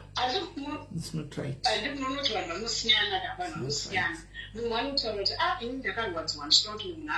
But there are people, that's why they tell you,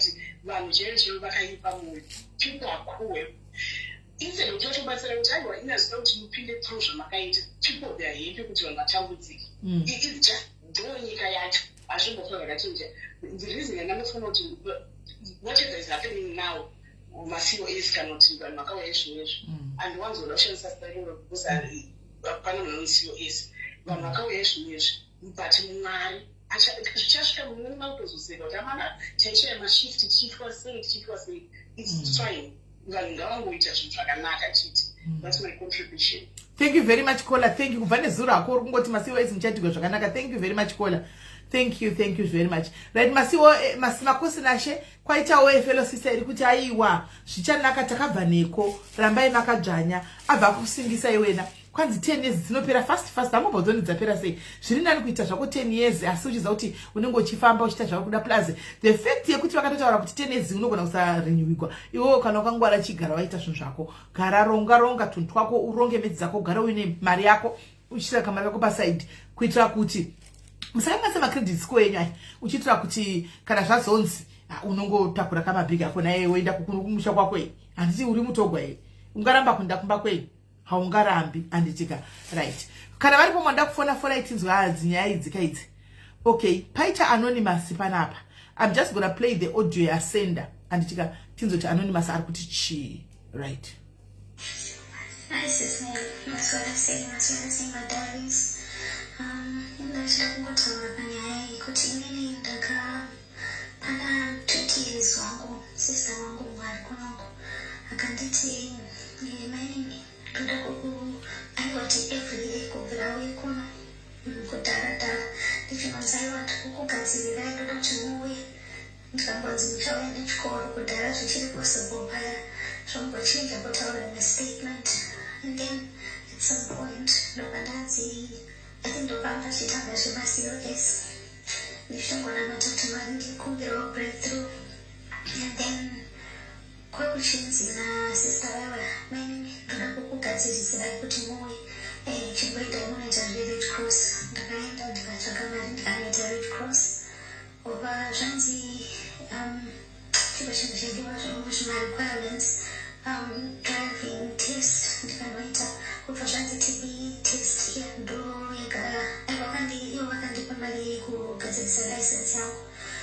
then TB test now option to the TB test which is a order passport the latest and dega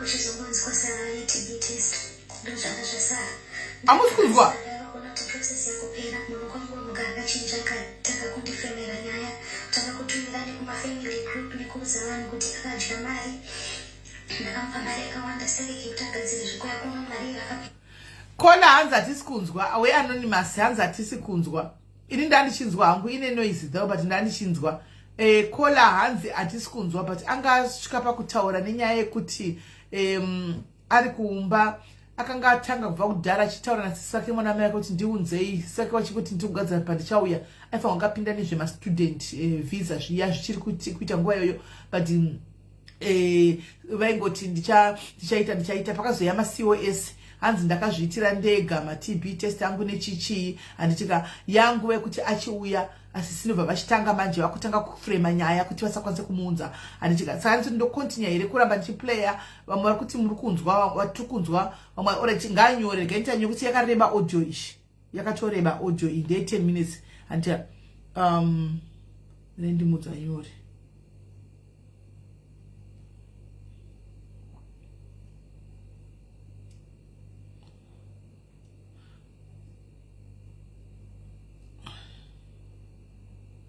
right kola ndakusendera message hanzi ita zvekunyora kana kuti chinja voice rawaisa iro chingoisa normal it's a normal voice note rako but unongorisa pa 1.5 andika unongorisa pa 1.5 kuti replay a little bit faster chete atizombo avamatombonzi kuti ndiani andika unokuda kuti ringoplay a little bit faster andimaona.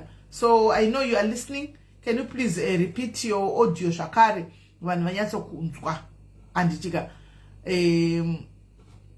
regai tinzwe vamwe variko here vanoda kufona yawo tinzwe variko here vamwe vakauya vakakawadiwa waunza hama yako yasvika kuno kutamba chirafu yakutohura nemurume wako antika yakutouya kutohura nemurume wako wamuunza kuno ndiwe wasacrifice kuti auye pane vafisikana vakanga vatochauya nhasi handizoti vazodini andika kuti akaunza munin'ina wake imba yakatoparara murume wasisi vake akutogara nemunin'ina namainini izvozvi ndiyave mukadzi wake imba yakatoparara.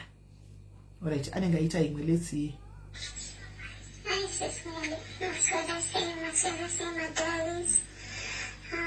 ndinoda kungotaura panyaya iyi kuti inini pana 20 years wangu sister wangu ari kunoku akanditi mainini toda angoti every year kubvira uye kuno kudhara ndichimwanzaiwa ndikukugadzirirai ndoda kuti muuye ndikangwanzi muchauya nechikoro kudhara zvichiri possible paya zvambochinja kutaura imwe statement and then at some point ndopandanzi I think ndopamba zvitanga zvemacos ndichitongonamata kuti mwari ndikumbirawo breakthrough and then kwakuchinzi nasister vaiva mainini ndoda kukugadziridzirai kuti muuye chimboendai munoita vered cross ndakaenda ndikatsvaga mari ndikanoita red cross ova zvanzi chipo chinhu chadiwa zvamwe zvemarequirements driving test ndikanoita obva zvanzi TB test ndoyega ivo vakandipa mari yekugadzirisa license yangu and then TB test ndakuda kuchinotora TB test zvinhu zvese zvanga zvava in order passport ndakaitisa ndega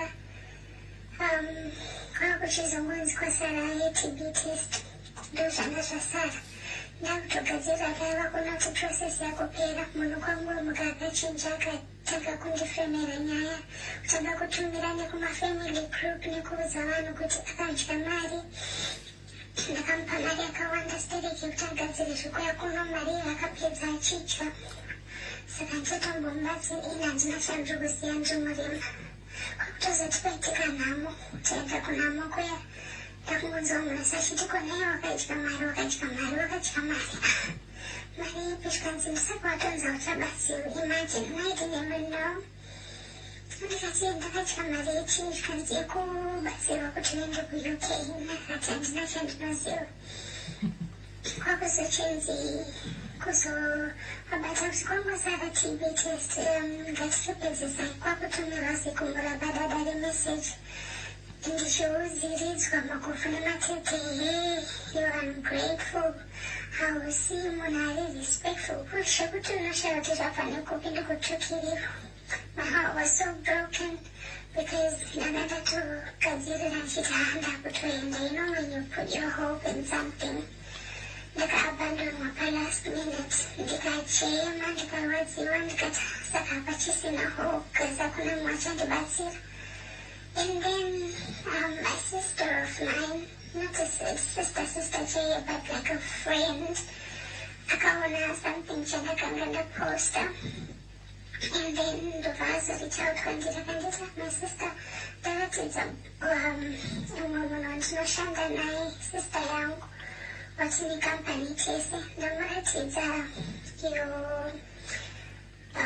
you post your video abatikana. So she's decided to kukubatsira tokubva totenda ndikati amaitai.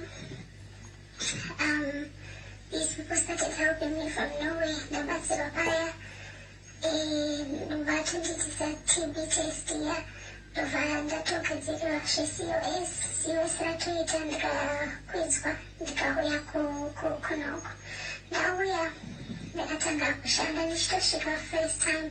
Think ndisati ndauya ndichipeka ndaibvunza ndopekei ndikanzi aiwa satombonetsekana nekupfeka zvino ndichakutengera hembe wasvika kunoko ndatokwira paya ndasvika hembe ungadziwana apa ndakasvika muwinter chando chichikuvhunza mutsvuku kudai handina hembe dziri kudziya handina kana chii ndobva ndatonzi ndaendeswa kumba kwekwandinogara kwakudai chikafu takasvika tichishandisa chivakadzi 2-3 vanga varipo vaigara ipapo vangwana tichikafu twavo ndotwandangenge ndava kudyawo and then hembe dziya handina kudziwana kwakutotanga kuenda kubasa uchipapauro nechando until ndazoti kamari kaya ndakuzvitsvagawo ndichifunzawo vamwe kuti ko ndowana kupi mashops ndaudzwa ndakuzonotsvagawo kajaketi kanodziya tubhutsu tunoitawo kupfeka ndakushanda uchishanda kudaro unoita kupuwa mashifts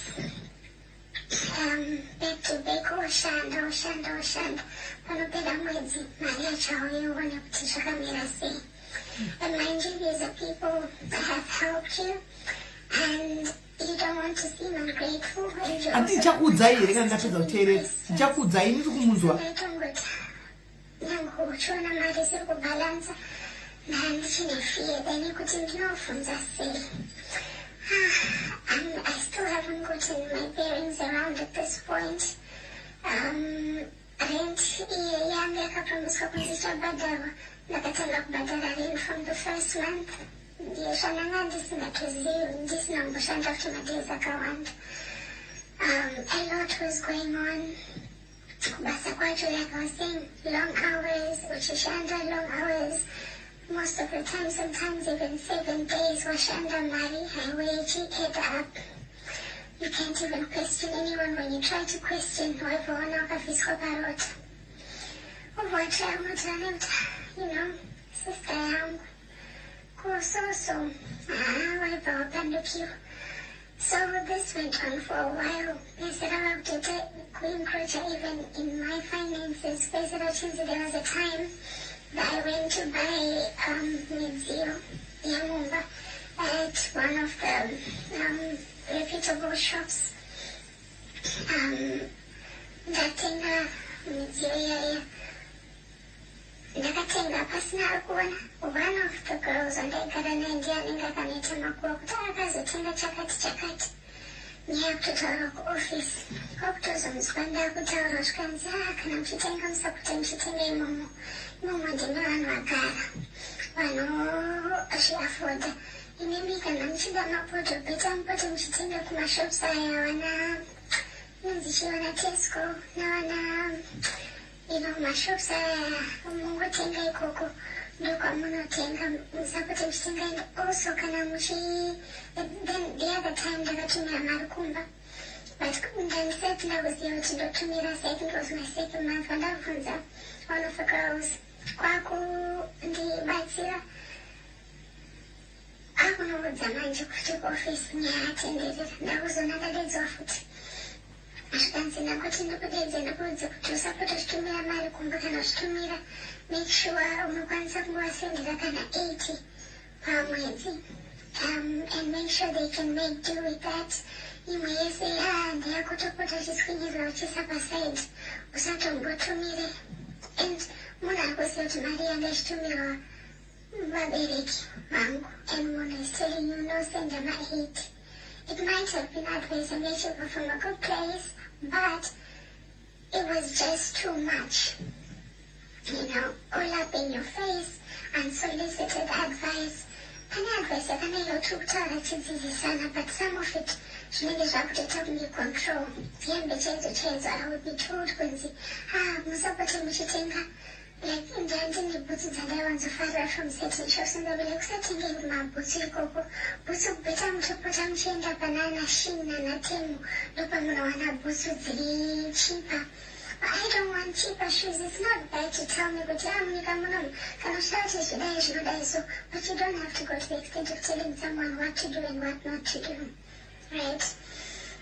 So this got to be too much. Like she says, the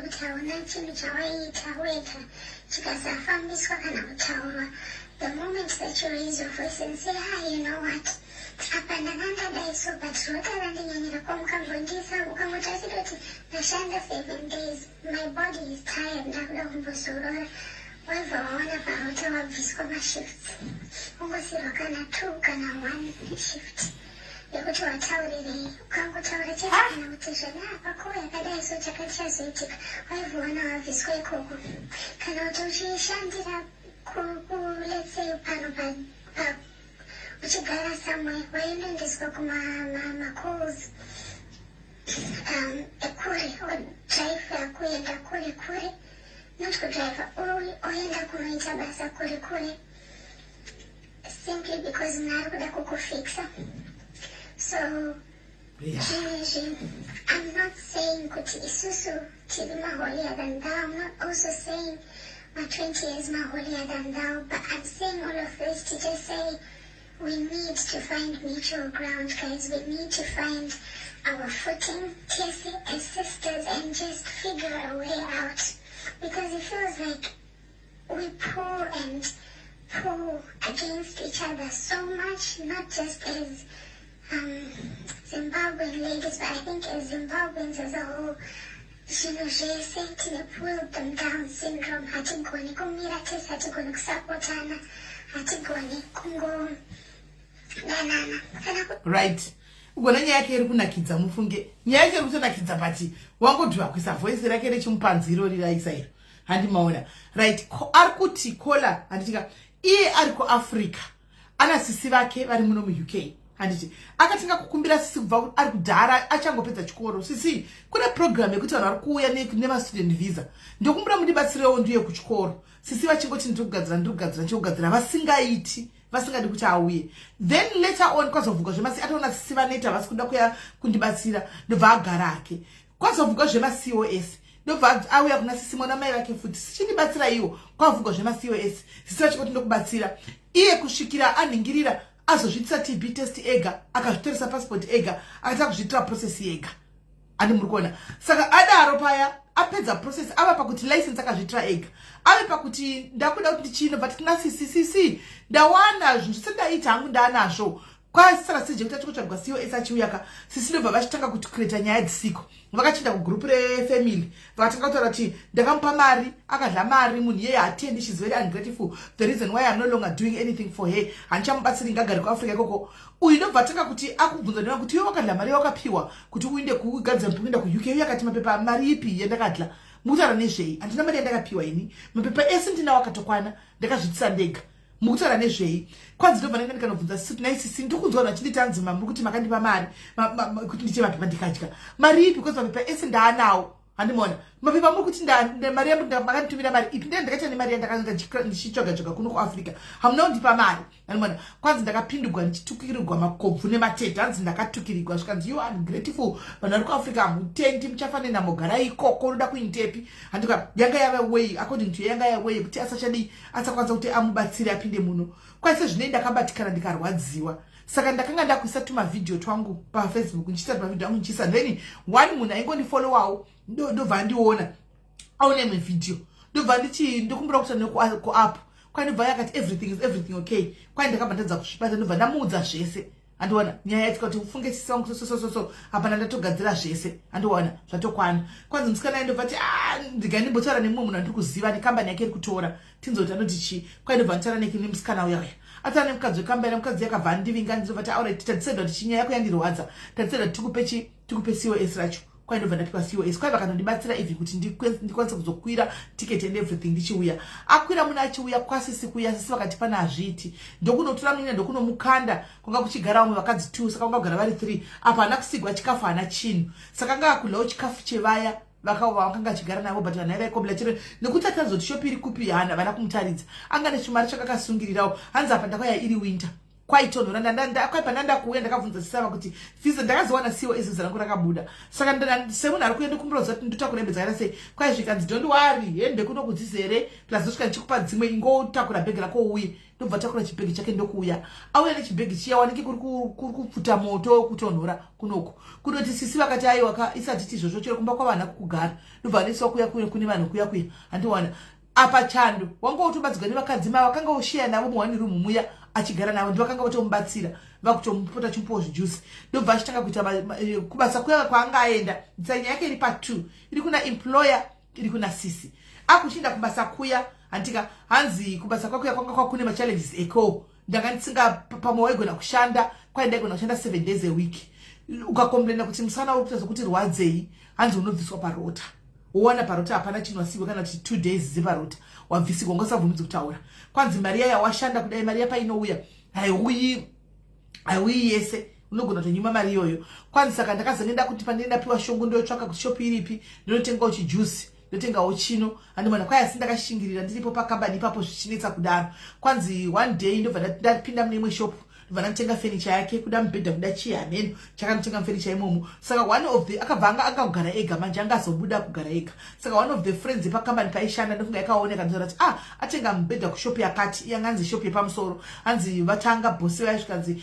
kwashopu dzamunoenda kunotenga mafurniture adzisiridzo dzinopindwa nevanhu vakagara muno kudhara ma20 years imi muchangouya munoenda kunotenga mubhedha kuna kwainobva ndapiwa kuna najust beds uko ndokwamunoenda kunodi nekumakula ndokwamunotenga mubhedha hamukwanisi kuti muende kunotenga mubhedha kune vanhu vakutenga kwema20 years kwai ndikanyarara kwanzi pabasa papanga pane machallenges kwanzi bhosi vavo vaita zvinogara zvakadaro handimaona ukangoti utaure kuti ndatesa kuti ndanetsa handiona ndokumbirawo off ndobva wabviswa parota pacho zvachose handiziva kuti zvinosolva china ema employer zvokuti if somebody brings a grievance handika unobva matobvisa parota come on like what does that solve saka munazati problems munguva inoita usingafungiri kozvokuzomubvisa pamarota zvachose I don't find the funny part of it and I don't find the logic in that guys anditi akumbira ifixing here iwe yekufixana here asikana chiko nekuti kubva zuro nachikutaura kuti unobviswa parota saka it makes sense pana kole akataura kuti hanzi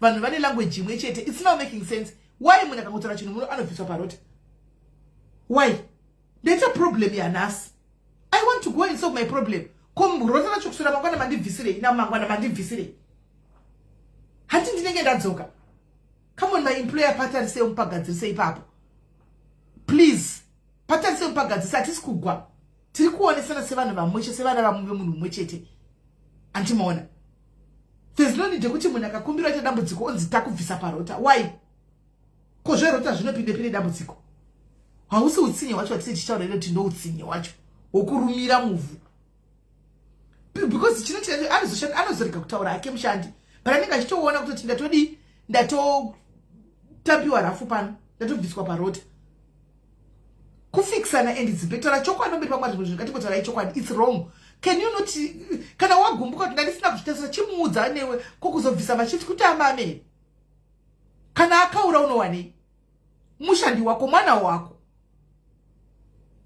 why hanen kwanzi saka ndichibviswa parota kudaro kwanzi niwe musi ndakanotenga bhutsu dzangu hameno kwaidzei ataura zita handimaona ataura zita reshopu idzi dzinodhura idzi akapinda achinotenga shoes dzake ndobva dzaonekwa akapfeka ndobva bhosi vati imi hamuna kodzero yekunopinda nakubuda udzoke nakubuda palive zvachosogudzoka kwanzi zvikanzi mimi hamfangu kutenga bhutsu idzi imomo ndakambokuudzai munotenga kusheni nekutemu idzo dzekutemu dzokuti dzinotsemuka ne1 day dzongopadamuka ne1 day ndikona uchinda unotenga bhutsu kusheni zvikanzi nova unotenga kutemu kusheni nekubhutsu dzema250 dzadzipfekwi nemi hanomaona kwanzi kwaingove nemachallenges ekoni uchingoiso kwanzi waiti kana ukati utaurawo kuti ndinokumbirawo chakati pakadai waigona kubviswa pakushandira rasi padhuze apa woisokana kure kuti unodhiraivha kuenda kure kunasa but ipapo guys maemployer munozokanganisa god is seeing mungaitei utsinyeuka muchitira vanhu it's okay mukatsakangana kuti kuna mwari akakuropafadzai nemakambani ayo akakuropafadzai anoona kautsinyi kakawandira kamunenge muchiteka kakawandirira so kautsinyi kacho kamene muchita but god is watching Yvonne chinoitika manje let me tell you vanhu vanacho vakati vajoine maunion chero vakajoina vanohla avamboripota maunion ikoko vanohla havazvizana vanohla vakangwarira padurise huko vanohla ndikuudze Yvonne vakangwarira padurise huko kuchiwajoina union kuchinonoita anohla hatauri ndiko saka vakawanda vachingotsikirigwa ndezvari kutaura mwanangu kuti anzi bhutsu 250 pounds kanzi anga achite changopinda kachivashandira zvikaiwa hukukodzeri kutenga bhutsu munotenga kusheni kana kutemu kwevana kambovidywa zvipegisi zvakadai kuya ndokwaunodi kwaunotenga ati mashona. So handizivi hangu asi panyaya iyeyi yemarota iyi maemployer kungotaurirana kuti vanhu vamwe chete pafunge yes you can fix, munogona iyi kuvafixa, it's okay. Asi there is God in heaven who sees beyond, who sees even what you are thinking in your heart. Usina kuudza vanhu uchinga ndikuita kautsika kawanda. God sees. Manotaura makambana makarivara, regai kuitira vanhu utsinye, mufunge papagadzirisei pakufikisa vanhu nemazvirota apa. Kola alo. Hello sister, muri sei? Ndindaiti muri sei yako? Aiwa tiri right. Ndodangotaura zvamuchipindura voice note yamaplayer manje.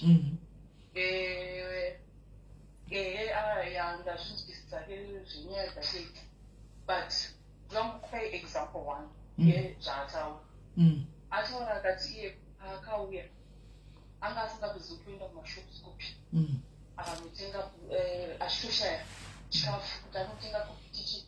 Nobody was giving her advice. And you see, when she was being given advice, I would say it was unsolicited. Saka vanhu voita sei pakadaro so. Ndo problem yacho yatinyawisangana nayo kuti unoona kuti munhu anenge akurasika uine unomuzoti ashamwari munomuka makadai ukaenda wakadai unozava kuti mudzire. Yes. Okay fine. Ndekeza tingwasike vakadaro zvonzi makangondisiya hapana kana akambondipa advice, ndakauya ndakazvitamburira ndakazvitsvagira chichi, mune muchitivisa panguva yakaoma panyaya dzezvidzo. And another thing chanachida kutaura ndechekuti kune vanhu vari kuyara munomuka, I don't know, sezvamataura zvo kuti kana mumwe anogona kunge atishanda zvakati vakakumusha achidi ozongoenda, but kamweni mahopsekuro unazogara muno zvinhu zvinongochinja sekuseka sezvatinongotaura izvi. Handiti kuti government yauya yari 10 years mangwana uya ichiti zvakati, isusu mazuva atakauya isusu waingouya wotochinja drivers license. Handiti, but mazuva zvinenge zvahandizivi kuti zvakufamba sei. There's a lot of changes that happened over the years. Ndezvokuti zvinhu zvaoma more than what it used to be. Saka ukakurumidza kubhena mabridges nevanhu vari muno pane pamwe paunozorada. Handiti, kuti unogona kufuma usina kana mapepa, unogona kufuma zvinhu zvakangoreka unogona kungopera kana usati pakanyatsodzeka. Sometimes zviri nani kumboita zvinotaurwa naJehovha zvezvokudzi zvamakusiswa. Ndozoti hama dzangu dzakaoma dzakadi, asi ngandiregedze kuva ndakumidza kuvabhuroka ndikumidza kuva ndavasitene ndapinda ndamuno basa rangu rineturi rine vhisa rinoti zvinongofuma kambani yakavharwa. Pamoda kutsvaga siweso ubva washaya, kunoda iso kana kuZimbabwe kwacho unotsvaga kana kudzokera pamwaona kana mari yetiketi. Maona ndopanozopita dzimwe hama dzedze dzekuti unogona kuzodii kuzonosvika kana wangoenda pamukarelation kaiki mukombori kamakadii muri raiti here ndoza vakaoma moyo asi vaise padhuze. Handisi nekushata kwaviko because hauzive 20 years dzandikutaura idzi we've been through a lot. Zvezvokuti pane nguva yekuti unobva wana poita nguva yekuti unoshaya, poita nguva yekuti ndakatomboshandisa zita remini wangu kuti ndishande kuti chichichi. Maona zvinhu zvakangowanda zviningaidzo zvakangowanda so ndakatomboitawo futi legal zvinhu zvashata mapepa obva atoexpire ushotoita sekudede zvobva zvamunoitawo futi. Saka usati wanyatsomira usakurumidze kurasira vanhu ava chingoyarisai padhuze uzoti vanozoita stepping stone. Kana zvekutaura zvekuti kufirwa izvi chichichi dzimwe nguva unokudawo vanhu padhuze. Hama idzodzi dzinobatsira. Shamwari dzimwe dzinogona ngokusiya panguva yakaoma pepe ndipo unozoziva kuti hauna hama, hauna shamwari, dzinokusiya. Unonzi hamene hama dzake haana hama here, unana mai make haana musikana yaitaura kuti ana maini wake vanogara kuchanakinzo musiyei ikumaini wacho hatauri navo. Saka ndo advisor ndingona kutaura kuti vanhu vakaipa vakadai, but sometimes isakauya kwa vanhu vakandiunza ini ndakabatwa rafu imwe isingati asi mai vavo ndakati handivarasi, ndakavasiya vangori paside rekuti ndinongavamhoresa makadibasa asi nditi hama ava vakambondomisira asi nguva yandaivanoita ndekuzoti zvinhu zvakandomira ndekunongononoka gogo zvakadai otonzi apinda muzukuru enda rumu otomboita chimwe dziripo zvochinja waona da usimukuenda. Saka bhosi tiri kure zvasiyana nepasaubu kuti unongopirawo bhazi utongodzokera uzodzoka maybe next month.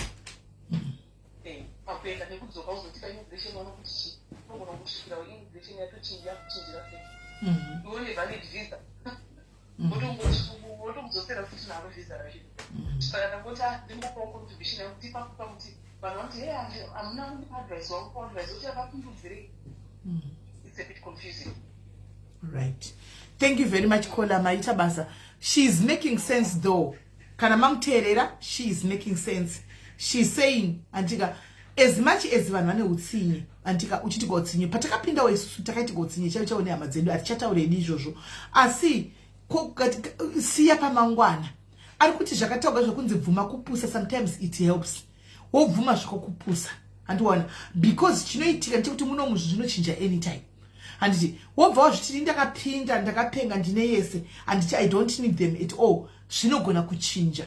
Zvinhu zvakuchinjira kudaro, you will need them. Kungabe umwe abvanyera kuti unogona kutyoka gumbo, exactly. Uchidrive unogona kuita example utyoka gumbo. You need those vawakabloka vachiti ndakuchita life yangu munhu unovanida. Saka ari kuzama kupa advice yekuti musabhene mabridges zvachose. Leave room for tomorrow kuti in case, because it's life guys. Hatitasi zvakaipa but it's life. Andika zvinogona kuitika. Paitika anything mangwani. Andika shikara ndinopa next drop ndingiro marose ema odogi. Andimaona zvinogona kuitika mangwani. Zvaitika mangwana wana kusira upa mangwana tonogona kuva conduct kuti ndakuvara kuno. Andimaona she's trying to say let's build love. I do agree with you 100%. Andika let's choose love over hate. I don't know guys, and sikudzira izvokuita kungotaurawo zvandoona. Let's choose love over hate, because chokwadi upenyu hauzikamwa. Ndo zvekwamwari anogona kuve mu20 years yese kwakubata rafu. Andika vasingatodi kukuona mangwana zvinofuma zvakavabhajira. Vari kuda munin'ina wavo iwe kuti uchinda kwavari uchinovabatsira. Asi vakadini vakabhena mabridges. Unogona kuve iwe muCOS wakati ndapinda now ndabudira I don't need these people. Poita dambudziko riri kuda sisi vako vaya kuti vavepo. And you wouldn't want people to do a GoFundMe for you, and asara sisi vako varipo. Saka ari kupa kuzama kutaura kuti as much as tine utsinye kuna nane utsinye kubva kuma employer kubva kuchi, sometimes let's choose peace and love over revenge and fighting. Are you saying something?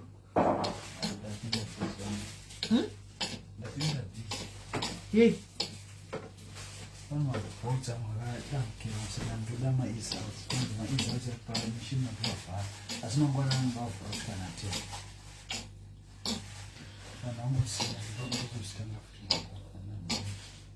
Okay. And murikona saka ndo zvari kuzama kutaura. Aiwa andina kuti andinzo kana waniteerera wanzwa kuti ndatichi ndati anogona kuvesisa kwa muCOS kuti mangwana vanota dambudziko rinoda munin'ina wavo. Anditi ndataura both sides. Kana kuve muCOS kuti unoda sisi vako chingoripo chekuti kunokwasira nekuSA tara chokwadi guys. Tikesa nekuSA padhuze pekuti zvikanzi zvabhaja mangwana tinokoti mukande mubhazi muinde naye kumba.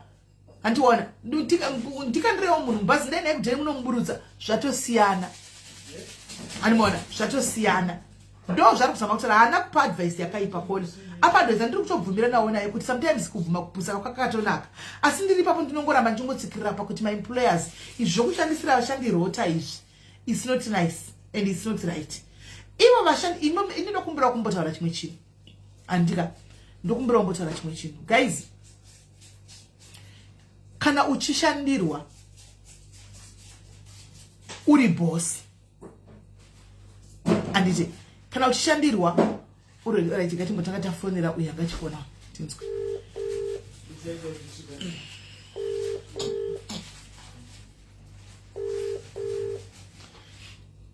kwai pane vasina hama wani vari kurarama zvichakanaka dia life I see yedu. Don't ever say unorarama zvakanaka 10 years chaidzo uri bo. One day is one day. One day chete chinongobe 2 minutes life inongokubendera wakutonida zvinenge zvichakanaka. Yes vari kurarama vana hama, it's okay handwana, but it won't be forever my dear. The guy tikupe inonzi isusu tine experience of life kwete zvenyu zvokuti tinosara chiudzana zvinhu zvimwe zvisipo guys. Kufore ndendi kwamuri kuno amen ngoti amunoita kola. Hello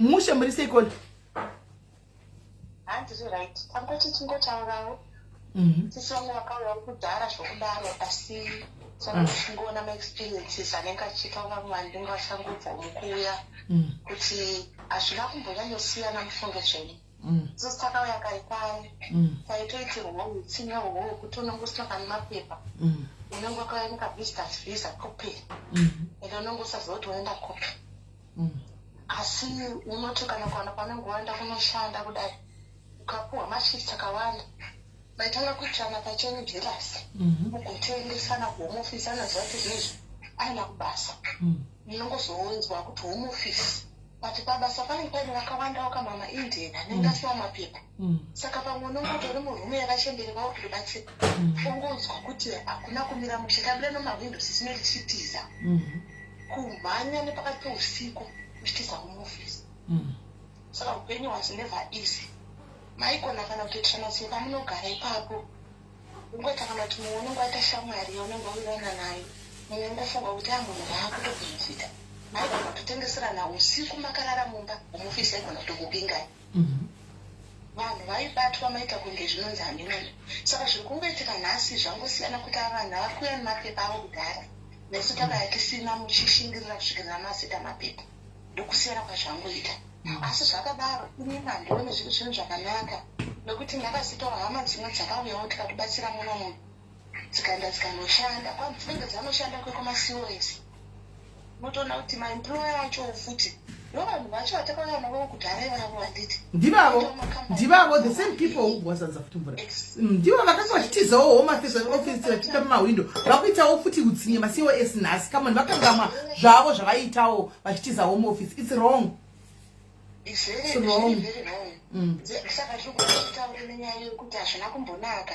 Saka unotoona kutoti vanoita kuti vana vapedzisire vakurarwa vakunzwisa zvandotaura sesi vakurarwa nevamwe vanhu iwo unenge wakutiwo sehama unogona kubatsira but haungazobatsira kuti daily kakusvikirira paachazonzi havana pei pauri kufunga kuti azvinezvo raita achiwana pei wonzwa kuti abatirwa mari yerento already but ukatarisa contract yake paakauye ainge anzi 3 months asati akubatirwa rent ezvinezvi mwedzi uchingopera pei yacho yawana iyoyo obva atobatirwa futi rent ngorutsinye chete saka utsinye wachona plus neyekuti vanhu vachivagarisa mumba 1 mupamubhedha 1 vanzi vari 2. That's very wrong sismedi.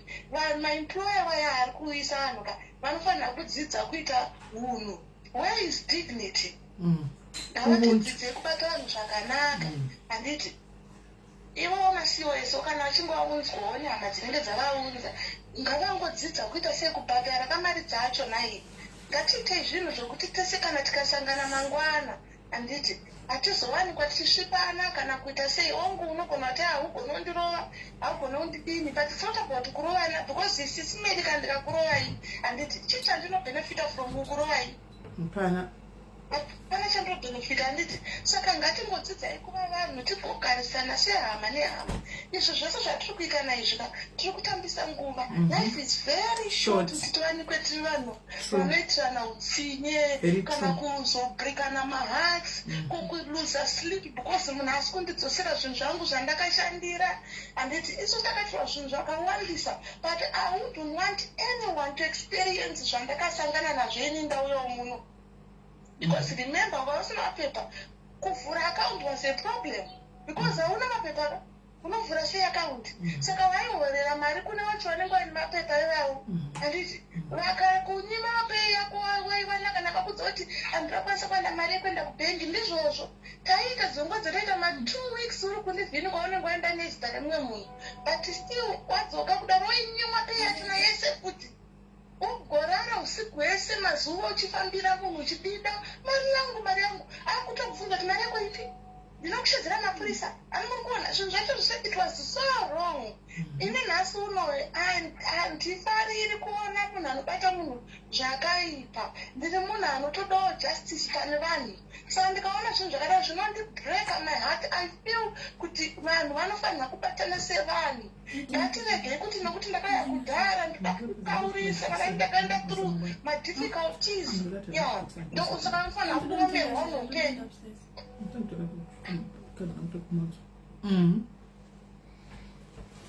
ya saka ndizvo zvanachida kuti nditaure ngatigarisane sevanhu tiri kure nekumusha ngativei vanhu vanoita zvinhu zvokuti kana mangwana tichitariswawo sesociety vanhu vanofanira kudzidza kuti mazimbabwe vanhu vakabatana vanhu vanodanana.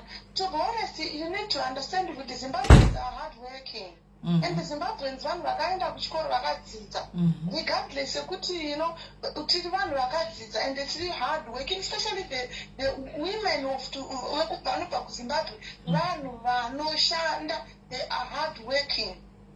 Saka ngatichidzidzai kugarisana sehama nehama, nokuti mukaona kuti vakawanda vamarriages ari kuparara futi ukaona kudzosasisei is because the women vauya now nokudzvanirwa kwose kwavanga vachiita vapinda muno vave independent, anenge asisana nochoko masure zvaaisita ari kumba. Handiti varume vaya vakauyawo vakufunga kuti zvataichiita kudhara zvo zvinofanira kuenderera mberi. If you look at it now you see kuti dzimba dziri kuparara because murume anga kuti ngadzachada kunderera, but no zvinhu zvabheuka zvinhu zvachinjana. Handiti mukadzi ave independent akwanisa kuchizvishandirawo nawo achikwanisa kuchengeta mhuri nekudini.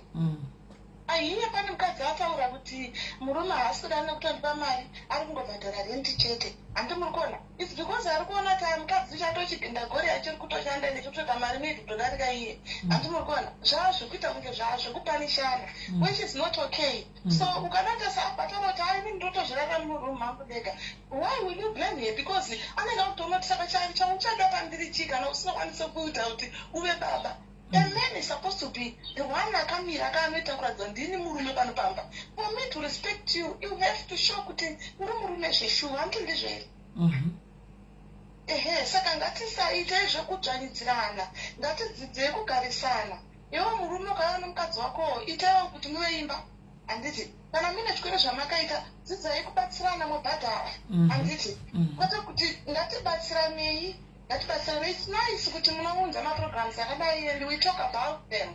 But ngatidzidze as well kuti kana semukadzi yauya akataura kuti inini sisi merinda kutozvigarira kwangu, handiti it means that house is shaking. Handiti and what are we going to do as women to support that woman? Because anoona kuti manje murume akadaro naye wakasismeri, you need to understand if you look at what you know futika anoropa rinoro anoona miri wake wofutika. Handiti it means achazoda mamusi wanotonzwa kutodina ine. Handiti kana murume achizokwanisa kumuratidza kuti nini I can still go out and find someone, ndipo paunozonoka yangu it's okay ndo zvamafunga. Saka ngatichiita isa taakuraramira chikukudza vana here sisimeli.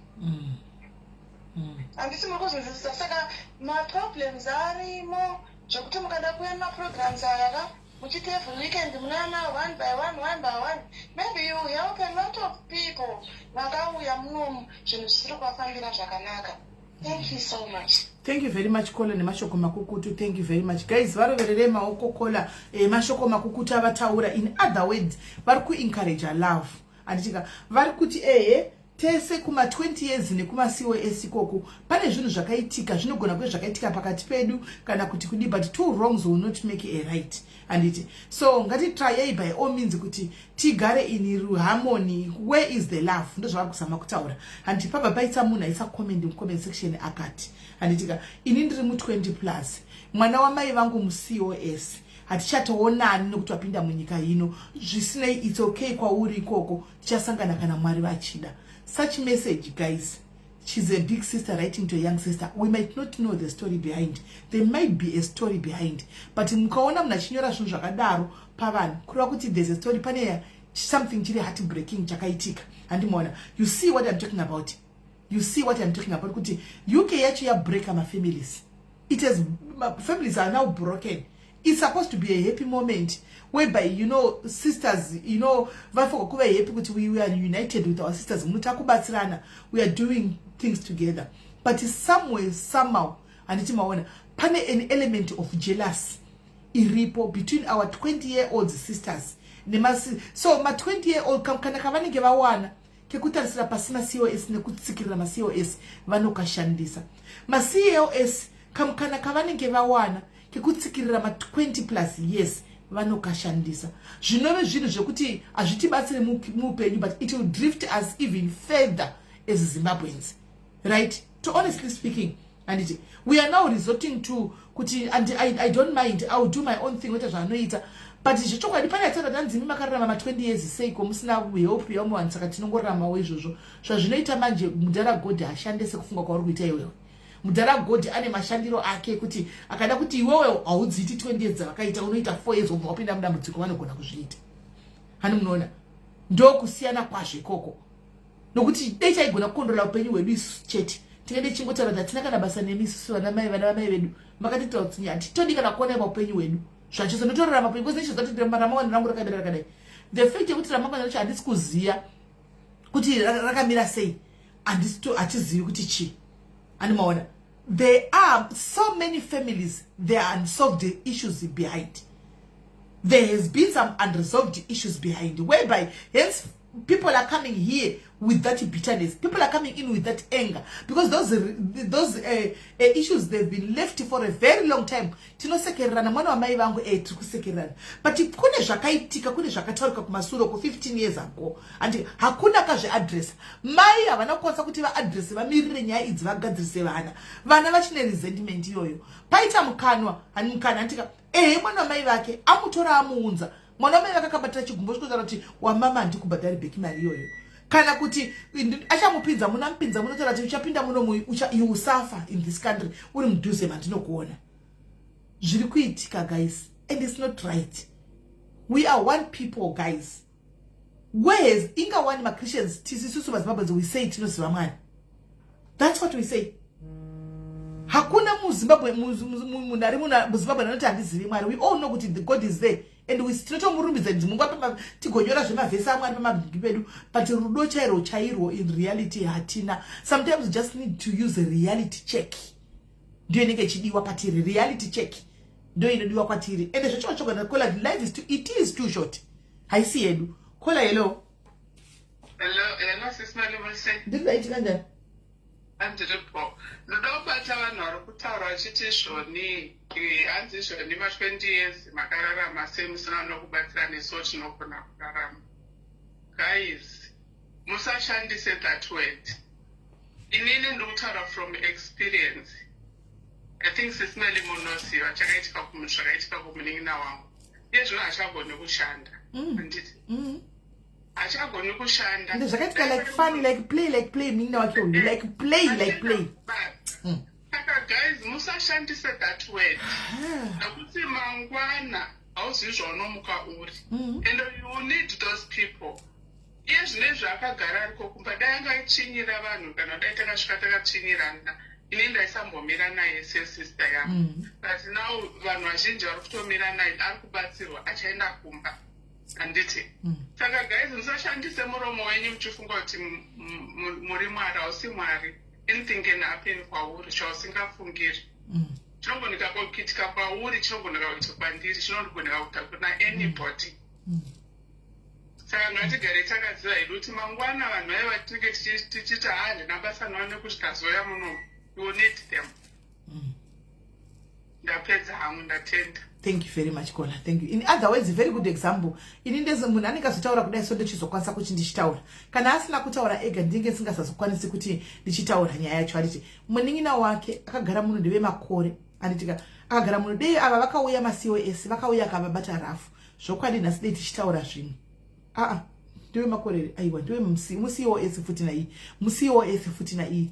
Anditika iye wacho muCOS munin'ina wake asi vakabatsirana ndokubatsirana zvakanaka ndokuya muno. Anditika iye achienda kubasa one day akangoenda kungoita kunge munhu agumbuka kungoita munhu ashodoka kudai so kakatotanga kuva upi kukangasika kwaupenyu hwake kungoita munhu angashodoka gumbo akatofamba akaenda akati maybe ndashodoka gumbo ndadai so. Anditika akaona zvakutoenda kune rimwe gumbo kuya kutosvika kubasa kwakuya makumbo aya atoinza kusunza kutodai so kutodai tikutosara kudai zvinhu zvakatanga manje atogara pauche atogara kuti zvatototaura kudai so munhu atogara pauche hazvina kumboita nguva kuenda kwadoctor kumahospital kupi madoctors ese madoctors they can't see anything. Asi akaenda kumushoka anosvika achifamba akagodzoka muno vanosvika achigwadama pasi apa ndiye muridzo COS. Hazvichaiti kuti murume kuzvinadini kuti imhuri muchero murume akazoti anga ari dependent kuti achiita rake COS right now murume haridi mhuri. So kubasa kwakwa kwaishanda vaona achitora masick leave nguva yareba achiita matest achidii kumba haakwanisi kufamba vakabva vaterminate contract yake kubasa hachisina basa akaenda kumba anofamba lebu akaenda kuzimbabwe kwasvika achifamba zvonoti motoramba kuti ndiye kuno kudai kusunga kudai makumbo aya haana simba hamiri hachamiri makumbo aya hachina simba saka ndimunoona iko zvino vese vakatozama kutsvaga wei kuti odini vakatobatana nenyaya kuti vanga vachiwirirana vanamboita navo zvakaipa andiona vatobatanidza vese kuti vati vakonanisa mhuri hazviiti saka vakutoti votobatanidza mari kuti vadzokere kumba because hapana kuti vangaita sei. Hello caller. Yes.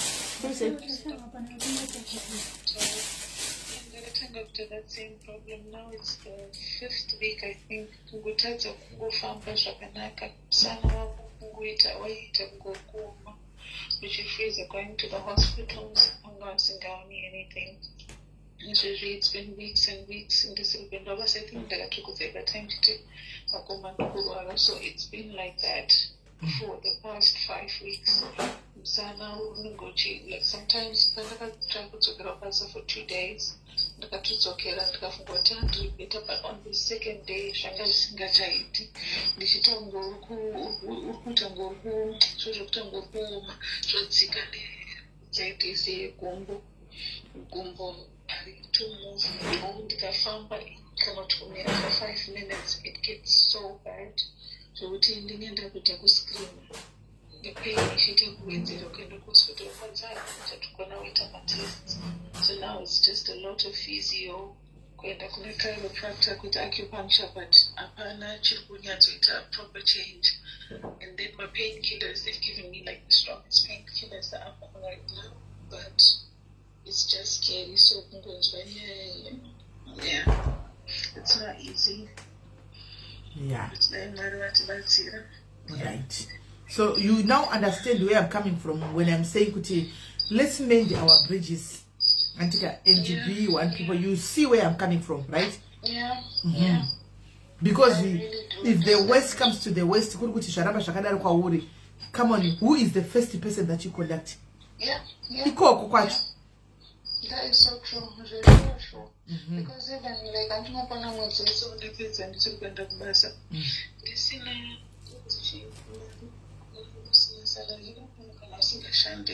auna mari aunowana so 0-0 ushati kana chikafuka nachipa. I just thank God because the people that I've been kind to have also been kind to me. So it's important to mend my bridges, like you're saying. As well, but keep me in your prayers. Okay, please. Now that you've said it, you're right. So hope you get well soon. Right. And the guys, and the a lot of carers are suffering from mental issues or suffering from health issues. Not sure if it's spiritual. I heard another story from a Nigerian podcast as well. This is what I'm saying. There are a lot of issues. There are a lot of issues. Now, I don't know. But at least anyway.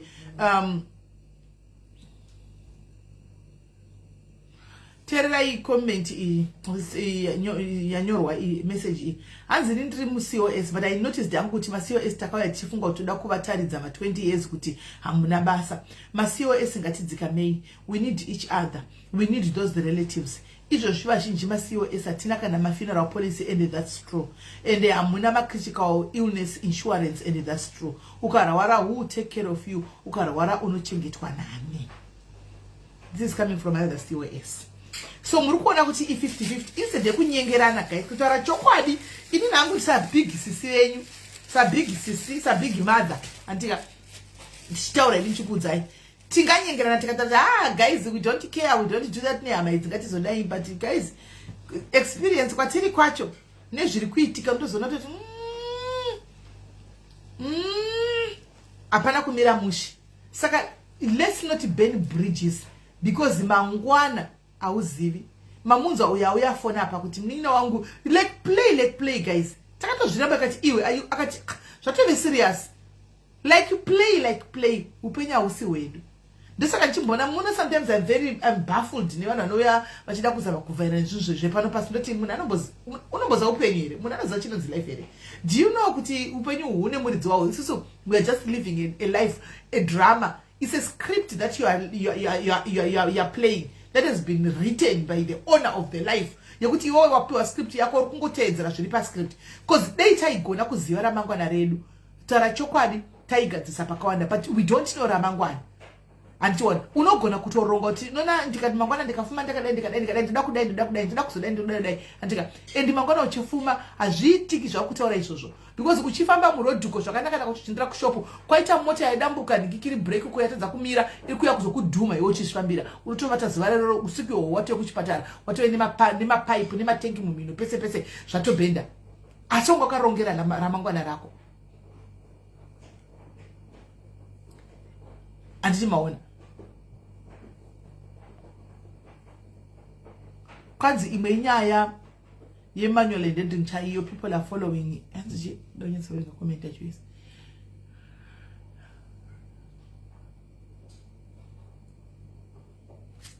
anzi nyaya yemanual ending. What exactly are you saying, Tara? What exactly are you saying?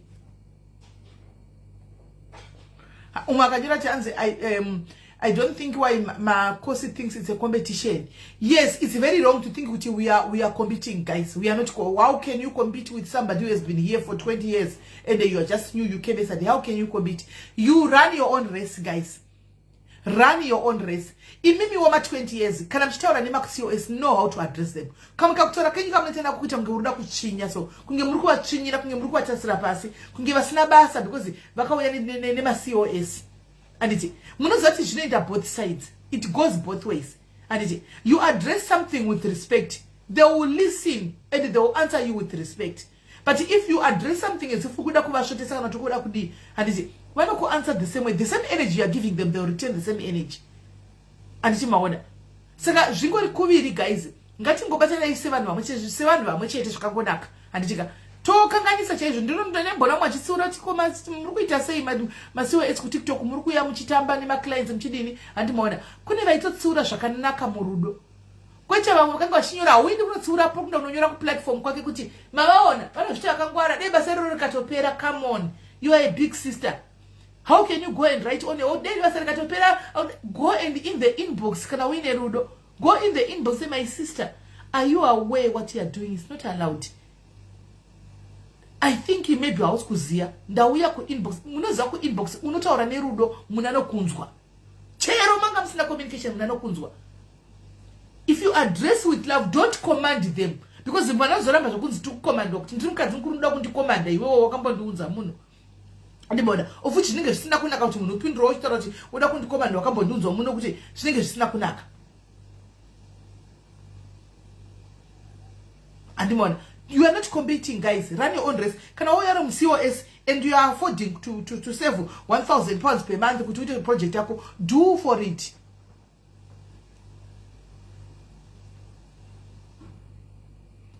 And what's this woman 20? You can never understand it, Debbie man, because we're pindra pakati, so you never understand where we are coming from and what we are narrative. Uri one per 421 people. Do anyone one narrative? Everybody else have been here for the last 2 hours. They really do understand what I'm saying. And then when I say 20 years, they do really understand what I'm talking about. Kutindukuza matichindo saka ndiri kuti ma COS zvakare. Chichi nonzi COS. Hakuna munhu anonzi COS, munhu anonzi munhu. But today I'm using the word COS. Chichi nonzi ma 20 years. Hakuna chinonzi ma 20 years. Ma 20 years munhu. But I'm using the word 20 years so that people can understand the topic and of what you're trying to say. Kuti tikutaura nezvevanhu vakauya kudhara, nezvevakauyawo manje. That's why I'm using the word 20 years in ma COS. And so on. Totone vakapinda vakauya ma 30 years varimo. Kune vakapinda ma 40 years vatorimo. And so on. So, kuti muzotanzi, people have been pushing the narrative. Once somebody have been pushing the narrative for so long, 20 years, you are wrong there. You are wrong even in amponya guru na makutoenda kusiriko. Mukutozvitora nekutoenda kusiriko. Vanga vari pano vari kuziva patakatanga nyaya iyi. Kana ndichiti 20 years. Vari kutoziva kuti ndikuzama kuti chii, kuti vanzwisise. Patinoti COS. Hence we started this topic in Ezuro. It was about the COSs. Kuti what you are doing to the 20 years is not right. The topic did not say, you came today. The topic did not start today. And these topics that we do, they are here because of public public demand. I just don't wake up and say, and then if you started following it, people have been coming, sharing their own stories. Kureva kuti vato kumbira kuti life ivepo. The same applies in this life. Ya kumbirwa kuti ngaivepo. And it. So don't come with your own narrative where you have been pushing for this. No, I haven't pushing for anything. After all, this young idea, because I can see the 20 years are hating. That's why we came yesterday and said, guys, COS, you need to stop. Whatever that you are doing, you need to stop. Because now, apparently, bad blood between the 20 years and the COS because of Wakauya Munom, which if I'm going to basa, Makutura Barumira. Hence, you want to teach a joke, you to petrol. Somebody called and said, Dikawanam COS in the peace and petrol. And experience 20 years. Someone had to come and say it. Someone had to come and because we are one people. We had to bring the zero employer and the employee. What's really going on? Right? So you push active 20 years. 20 years guys. All the 20 years. Are you here? I feel offended it up.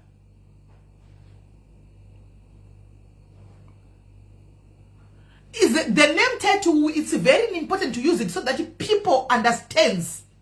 Kuti tikati 20 tukurevan. Hakuna mwana nozim 20 years. And hakuna mwana nozim COS. But tinoto mashandisa pa show ipapo. So that I know joina pakati awisise. Kuti kana kuchizi mu 20 years. Kuni watofunza tikana mchiti ma 20 years mkurewe. Tikati tukuta wakaya udara. Whether ne 30, whether ne 50. Tungoti teaching what it's just generalization. Mabo is that no go sapa social media. Kumu COS chi. Hakuna mwana nozim certificate of sponsor. And of sponsorship. Hakuna mwana nozim style. Is certificate. Asisi ndisi tunongoti makosi nashe kuti vanhu vanzwisise varikuya. Vanhu pane wanda offender here mu 20 years apa guys kana aripo ndigarenda kumereka because kwatovene narrative isiriyo yakutofamba. Yatotangani yatovene vanhu tu. Mpo na Debbie Men. Vatofamba nepasiripo. Pane here akofendwa guys nekuti I used the word mu 20 years kana kuti mu COS. Not that mu COS ndikati mu 20 years. That means inini mu COS ndiri included then ma 20. Pane offendwa here. Tikumbire because yato inotorwa yofamba nenarrative isiriyo.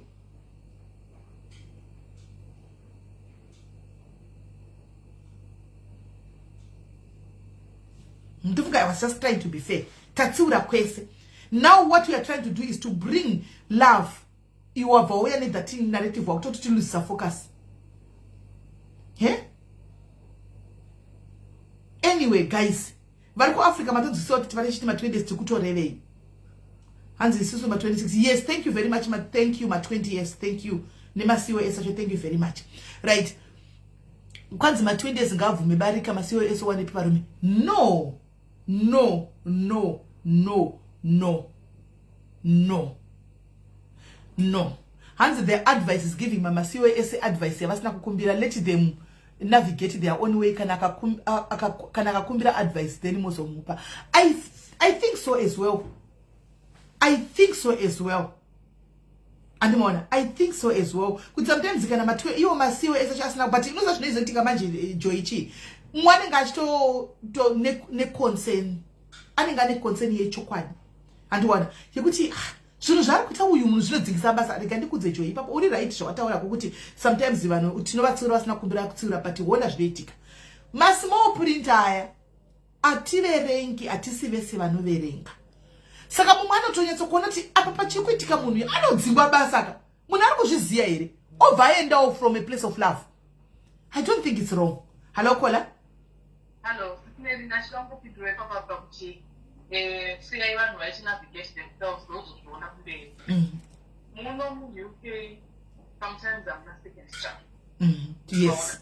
Yes. Tichiona from experience kuti zvakafana izvi zvokuti handinopa mumwe anenge ashaka kuti hai paipeskai ndenda nemapepa angu chichichaniti kubva umwe chakamistake ka1 kamistake kakachera kuti ustate bank kana 20 years mapepa angu achionanga uchiona in 5 years wakuzoona 20 years later and pakuzoona 20 years later achamisa zvakawanda progress yako inonira kuti ndikamistake arikureke kaungoudzwa nemunhu kumwana kana isu kushona ndinga chichipi ichashifisha wewe because ndikubatika kuti twasere ne UK ikati bindi zakati piringisha kachisafe saka chakanga munhu akuenda ikoko zvakafanira kuva nomwana kubata moto asingazouri panopisa maona saka mwana anokutochema ngachitokutandisa kuti komukundira ndidzirei bata moto maona because techizoga mawero uku zvamakuita zvinobviringidzwa saka mwana anenge achitaura kwete kuti akuunigipira anenge akashimisa about because we skin people vamwe vatakauya navo vamwe vari kumashure kwekuti kunyazoshara kuti hei nei mwari vamwe vane mabhizinesi vamwe vane dzimba vamwe vakatopedza kubhadhira mamogeji vamwe vakavaka vamwe angori achigara mwanhu vamwe vakauya same time vamwe vapachi vamwe vapachi malevels akatosiyana saka iwe unongochiona kuti apakapa because vanotsangoita mistake yacho reverse mamwe atari mananreversible mistake ndosaka muchiona chivhundu chikasiteresa saka kuti kuti aurati kusiya yangoita but zvinezvesinsi vanhu takungosiyawo I think you need to see how quiet a caller, but in trying to talk to someone, let's also the tone that we use, the tone that we use and how we tell them this is not acceptable, this is not allowed. Do you know about it? Maybe how we speak to them as well should also matter a lot.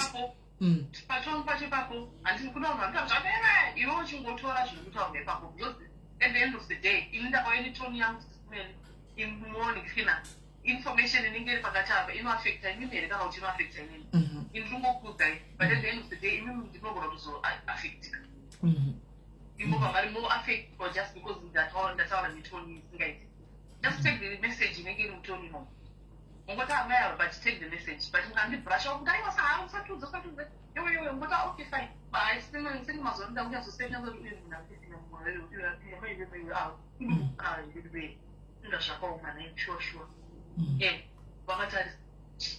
okay.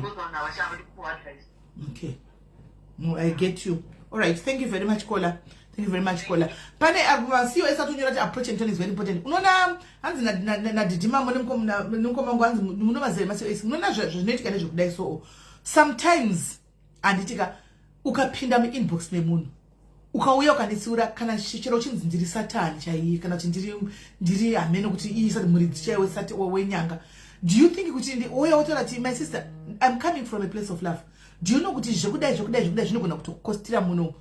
Do you think kuti munhu anopenga? But sometimes ukazvitaura pakazara vanhu anditoona you are feeling as if you are belittling that person or you are looking down upon that person, acha kuanza zvisiri izvo. And I don't know how and but you go into the person and it's coming from a place of love. I think my sister be very mindful and careful about this. Munano kunzwa. Tinotsuro kakawandisa muma inbox.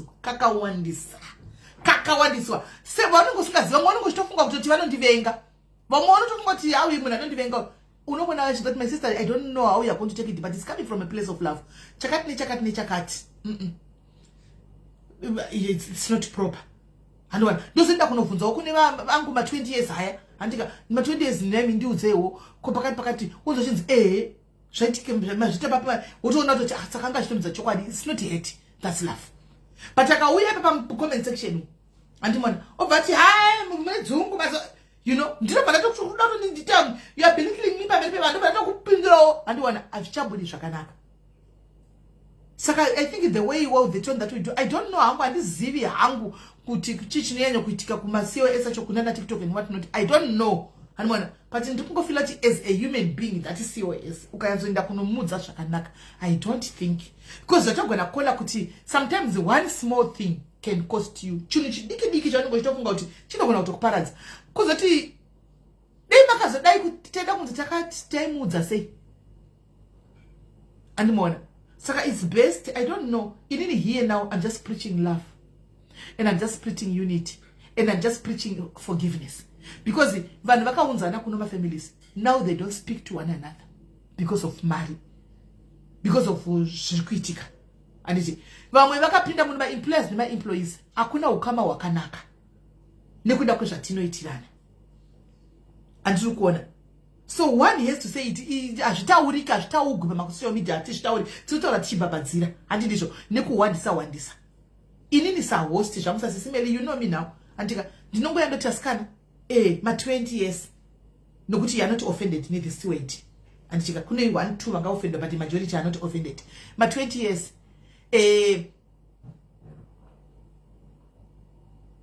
and what me the thing do you kuna imomo mu UK if you are migrating from kuno kumunda ne choice yakano kwenda kwa anoda asika na ungazoda kumagira chungona pa chungona amene uchungenda kumberere maybe amen I don't know vamwe vanoti vari kuenda na Australia arotenda na ameno izi tukana ndobuda muno ndikuzodzokera ku Africa simple handina kukuruka ndoinda kana chida kuenda kumberi mukana unenge uripo but I don't think kuti ndingada izvozvo kungomirawo pazvinenge zvazongoti zvadai unongoenda chakangoita kuti chinongoita kuti munhu ungove wakangozvingwarirawo garawo wakangongwara uri munhu anongoza kuti anytime sezvo vatopa warning vachitotaura kuti zvinogona kuzodai zvinodai ingogarawo une masenza ako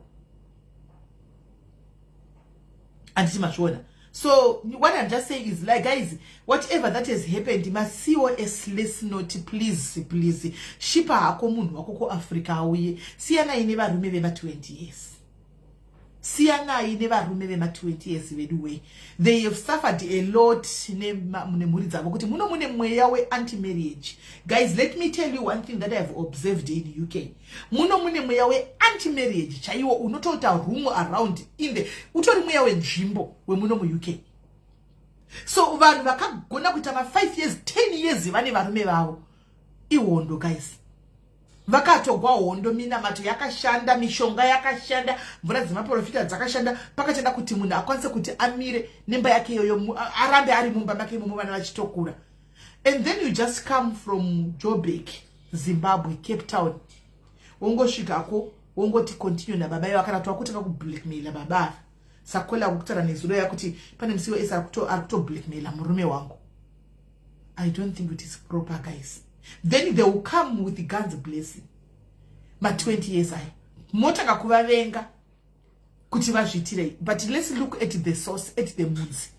And why is this happening? Zvatangira papi kuti zviite saizvozvo. Zvatangira papi. Ndakaiona mili maitela. Anti marriage spirit is zere irimo. Satan muno mahadi ma marriages. He doesn't want. I wonder. Anyway, it's okay because vakadzi vacho vanoshandira andiwana avadi avo zvimwe zvinovanetsa pati varume vanozongovada because dei vasingazovadi varume ingadei vasingazonyengoni varume vema-COS nokuti izvi zviri patu ma 20 years vamwe ari kunogara nevarume akutora zvima-COS varume va-COS waya achitovatora chaiko kuti unogara navo because kwagara kune mota there's a huge big car to be driven itoriko kumba kwem 20 years kungosvika chingopiwa key andiona kuti ifamba nebaby kudai handi ndinopa nzoko chindipika then kwaitawo ma-COS vasikana vacho futi vari kuiva vachipindirawo futi varume ma 20 years saka the ratio is 50-50 kutaura chokwadi ndisingarovimbwa ndakaviga pini the ratio is 50-50 anditi saka makuga ari kutora marume vema-COS muchiita lulalula thank you ne 100 stars sitina vari kuita lulalula nevarume anditika kana chiri chihure chamunenge muchita chiitai chihureka chiregai kubva mada kuzoparadza imba yemu-COS uyu akauya uyu because vamwe ma-COS akauya anenge akatouya atoriwo varume vakuru anomaona koita vana vadiki vari kujambira kumakuga ikoko anomaona vari kuenda kumakuga ikoko vari kuenda andimazviona saka makuga please kana muri kuita nyaya muri kuita chiregai kubva maita mototomutora kuti ngacho agarire pano mwana wako obva achima mnin'ina wako obva sara achichema watora ende varume vachona vema-COS ava madependent harambi because zimota ririko kudhara kune zi-GM zi-Benz valembe ririko zi-GT6 animaona hanzi na pepe ini kuga wekwangu mu-COS antimazviona hanzi inini wake mukuga wake mu-COS saka uya kudana nake nemukuga wake mu-COS antimazviona so ameno ingo zvingori kwese guys ini hangu ndangozama handizivi fonai mutaurewo maybe ndikurashika I don't know maybe ndikutorashika fonai mutaure tinzwa uyu vimbai ari kuti kotora ivangu ka hanzi tora henyu vangu navimbai vimbai ari kuti chitora henyu wangu murume mimbai trust me anoswera atogwa tondiwa next week uchauya uchizotudza kuti akatogwa asi I hope kuti uchiti vatore hausi kureva kuti vatore because iwe wakatorawo unetoriwo neagara umuno wemu20 years wokuti ndiye ari kufadza saka wakuona kuti uyu nokuti kana wakanyengooka nemu20 years love inofa yakunze andika saka uyu akutokudisturba ngaatogwa aindi I hope it's not the case. I hope it's not the case because zvacho fonai hanzi kuga wemurume wangu muCOS. Okay, arikuti kuga wemurume wake muCOS kuda kuti murume wake mudiki akanonyenga mai vechiCOS vakuru. Hey, mazviona zvadati hazvina zvakangobalansa guys, mazviona murume wake mudiki akanonyenga mai vahombe vechiCOS. Hasi Penelope kola hey baby baby basika hasi Penelope kosi Penelope uzazvuka zvakadaroka hasi Penelope amen amen guys amen fonai kanzi kana ma20 ari kutora makosi why should makosi stop and this munona mune selective hearing my sister. Tinga ndikutaura on both parties. Ndikutaura kwese. Both parties ndatimba COS zvese nema 20 years. Don't you have selective hearing? Oh, vipe ari kuti anzitora imurungu kwete wangu. Alright. Fona itizona kutaura nokuti zviri kwese. Ndimona ma COS makuga ari kuindawo kune vechidika. Antika then we chidiba zvacho guys amen fona kana pano ndakutaura thank you Liani Masters thank you tikukupa marriages kuzima trauma bond marriages in which most women are highly dependent on marume simeli jesi simeli kuti kudaro atiziviwo kungofunga wa ameno thank you Lia ameno kungotaura because kana vati kuga muCOS mumakuga achitongoti vanhu vakawanda makuga akapinda umunhu akawandisa makuga akapinda muno ndaichofunga kuti kune vanhu vakuru vakapinda muno kutotoro yezvo vakapinda anomona kwanzi varume vari kumbotogwa sei vasingozviendera vari kuzviendera kutogwa ava vatogwi asi kuti vari kuzviindira havo asi kuti zvokuinda kwacho kokoko kwakangoipa kwari kuinda kwacho sinoti amen amen ufana itidze nami zvamuda kufona musina ndinde zvamu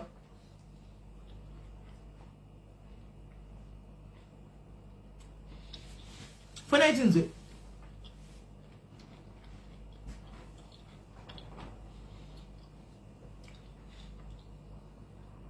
kwanzi varungu tiri kuvaona asi muri kumushaya vadike here muri kungokumba iwo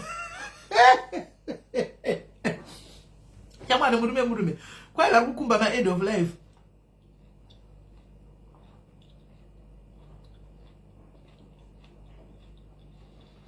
hanzi naChristine tell us Christine what's happening phone out udzi hanzi aiwa but vari macho agara churi vagara nongora zvavaivawo agara nongora anongonohura futi chireko kokwanenge aenda kwacho anongosvonohurira futi munhu iye unongodaro arimona vari pere vada kufona guys mufone chinzwe mupe contribution pose pahopinda dzechihure manje ndodzavepo tavapa sticken right now tavapa chihure chema20 years nechihure chemaCOS ma20s achihura nemaCOS maCOS wachihurawo nevarume ma20 years ndo patari pari kumira sei apo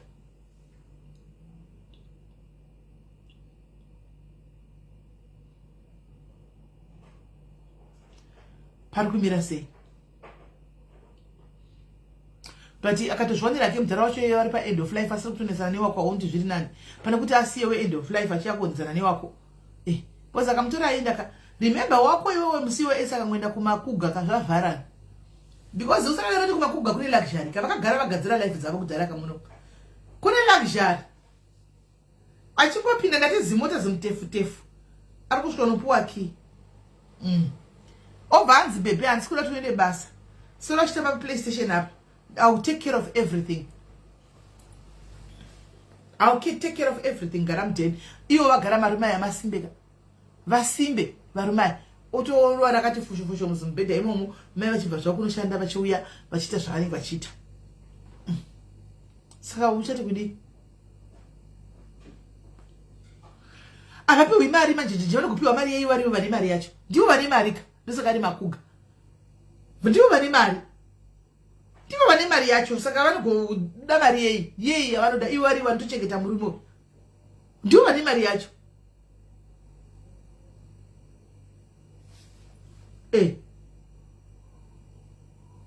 alright manzi vari kupaka varungu vavo kuti zvinamura vedu alright fonai tinzwe makatoregwa here vasikana baba vainda here mucos baba mucos vatogwa here vainda here vakanyenga here vaita sei fonai tinzwe As for me, Sismeli, to be honest, inini nyangoti kavanhu akataura zvakaita sei inini handitomboti kunetsana nehama dzangu. Yes, of course, ndozoti even let's say inini zvandiri izvozvizvi ndogona kuzvimirira from if anything happens ndinogona kuzviendesa kumba ndikoita sei ndinotogara ndakaseva on that one. But handidi kunetsana nehama dzangu kana kupesana kana inini if anything ndinoita kuti ndifighte nemunhu uya uchitaura anything bad about family yangu masisters yangu. I think Sismeli, you know my sisters vaya makaona vaya ndinofighta newonge ndinosweta blood when it comes to family yangu. Tinotamba nevamwe tigotamba, but when it comes kufamily yangu I don't cross the bridges with them. Tinowirirana singatomboiti. They check on me every single day. Hatitauri once or tinotaura all the time, even in Manero, even any time. We are in good books. Saka ndoramba ndakatodaro. Even now ndakatouya zvedu inini hangu kubvira pekudhara chandakatamba muupenyu hwangu kunzi izvoni ndigare ndisina funeral police because ndakadzidza kuti handidi kutukirwa chitunha changu. Ndoda kuti kana ndikafa ndinoenda polisi yangu there is up to date. Ndinotagurwa ndoenda kuZimbabwe, hapana chinonetsa. But vedu ngatibatanei nehama dzedu. Nyange inenzi munguva kana pakaitika something better kuti asebenza senyatsoziva apa this is my family. Ndauda kuti sometimes life is so inini I've learned a lot after what happened to my sister.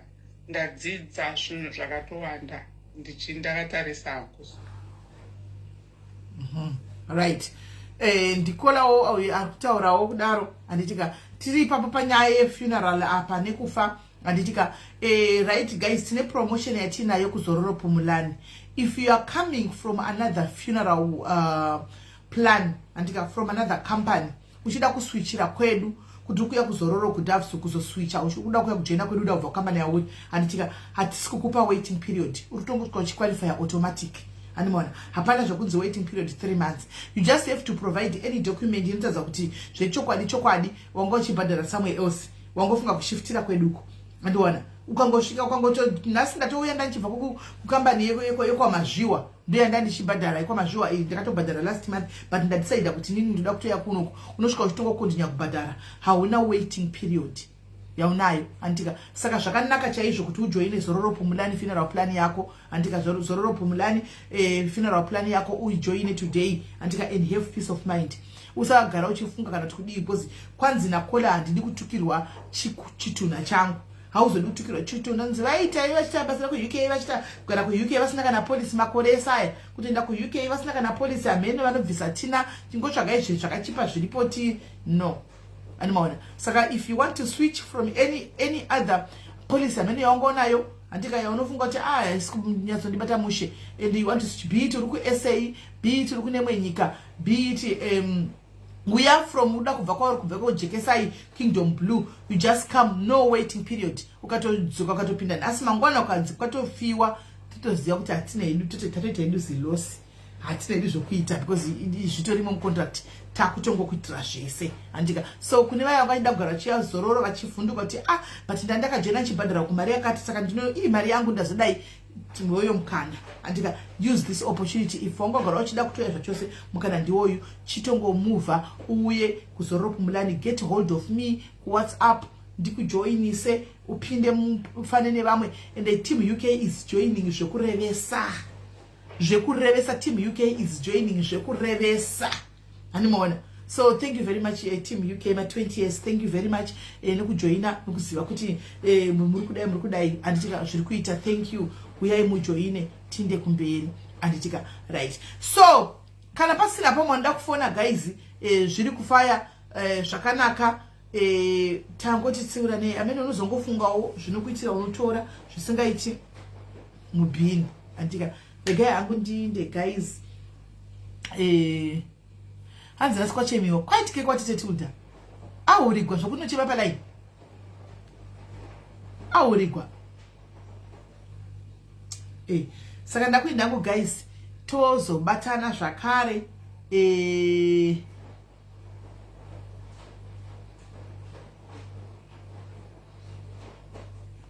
I'm not 20 or 20 plus is doing. I'm not. If not every 20 or 20 plus is doing well, maybe it's a story for another day. Life happens. I'm walking made mistakes. Like I said, be kind. Advice, but be kind.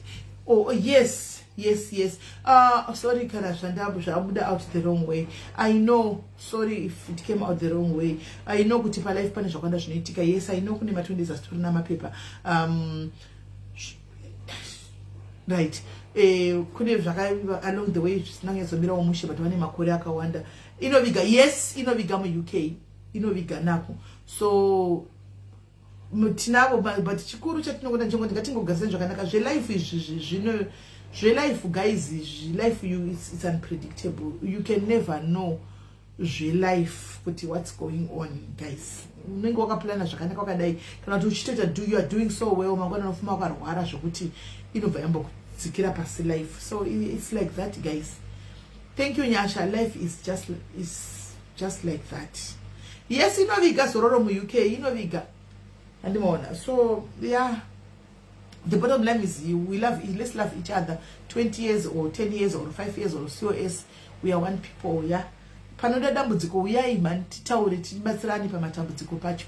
But let's carry one another's burden. As much as it hurts, it's ndokutanga kwerudo. Patangogona kutakura na mtoro ndokutanga kwelove. That's how it starts.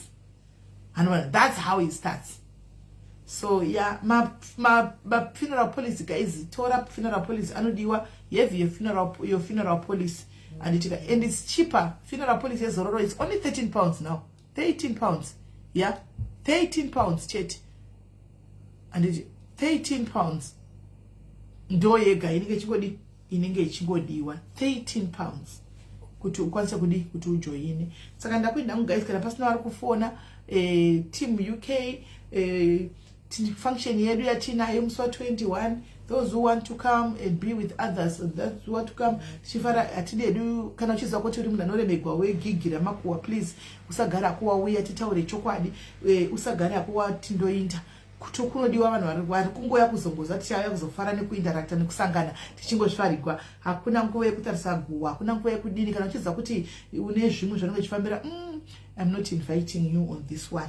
And tinoda hedu vari kuuya kuzongofara nekuinteracta nekusocializa nekuzivana that day tichinakirwa tiri kuti come uyai musi wa 21 June tiuye tizofara. Yes, they do repatriate. Sarah James, they do repatriate.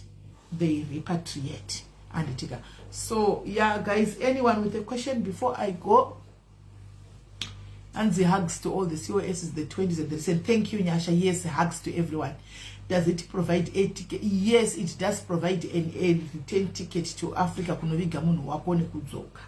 So paunoenda body achona iyoyo neonengo nebody yako iwako ugere kuvanhu body iri kukako anditika so varipo here vamwe. If you want to join munongondibata kuseri and then we go tichienda tinotoendesa vakawanda vari kuenda. Pane vamwe here guys, pane vamwe here vanoda kufunza something or kutaura something certain. I hope guys pane hapana munhu offendwa, and if you are offended in this life, please, it was not my intention. Please pardon us. We are preaching love, we are not preaching hatred, and we are not spreading hate, and we are not spreading negativity. Tukuzama kuti pachedu tite one manager ndofarira zvakaita managerians vedu vemaguchigura nochavana chose managerians kama batana vakaita soka munhu wakuti ya zvakaoma. Asi sima zvinobva tinakubatana manje tinosondorana vanhu vanenge vachingotsondora chiri kumabasa kwenyuko munenge muchingotsondorana ukangoona dai muzimbabwe rinoenda nenhema richinoreva kuna bhosi rimwe rinonyora maemail richireva nhema rimwe zvongori kumukwatiri kutoshaya kuti ha chiko. But it's okay guys, let me go and cook my madura, and then guys ndabvunza baba vasimira wazita save passport. I'm not at liberty to discuss that here now. Pane zvikuitika Christine, that's why I'm not talking about that now. I'm not at liberty to discuss that one. Pane zvikuitika and anzi imbo mira kutaurwa pa social media, so I'm not at liberty to discuss about that one. Christine Machikauta ndosaka kuti nati takainyarara chasokudza ipambira hapo anditika. So anything else kana pasina, and me I'm going guys. Veku Manchester vakaenda ire ndo yandiri kutopindura iyoyo Jubilee. That's the same nyaya yandiri kupindura pana Christine anditika. Pane zvikuitika kufamily koko, saka I'm not at liberty to discuss this as of now anditiwaona.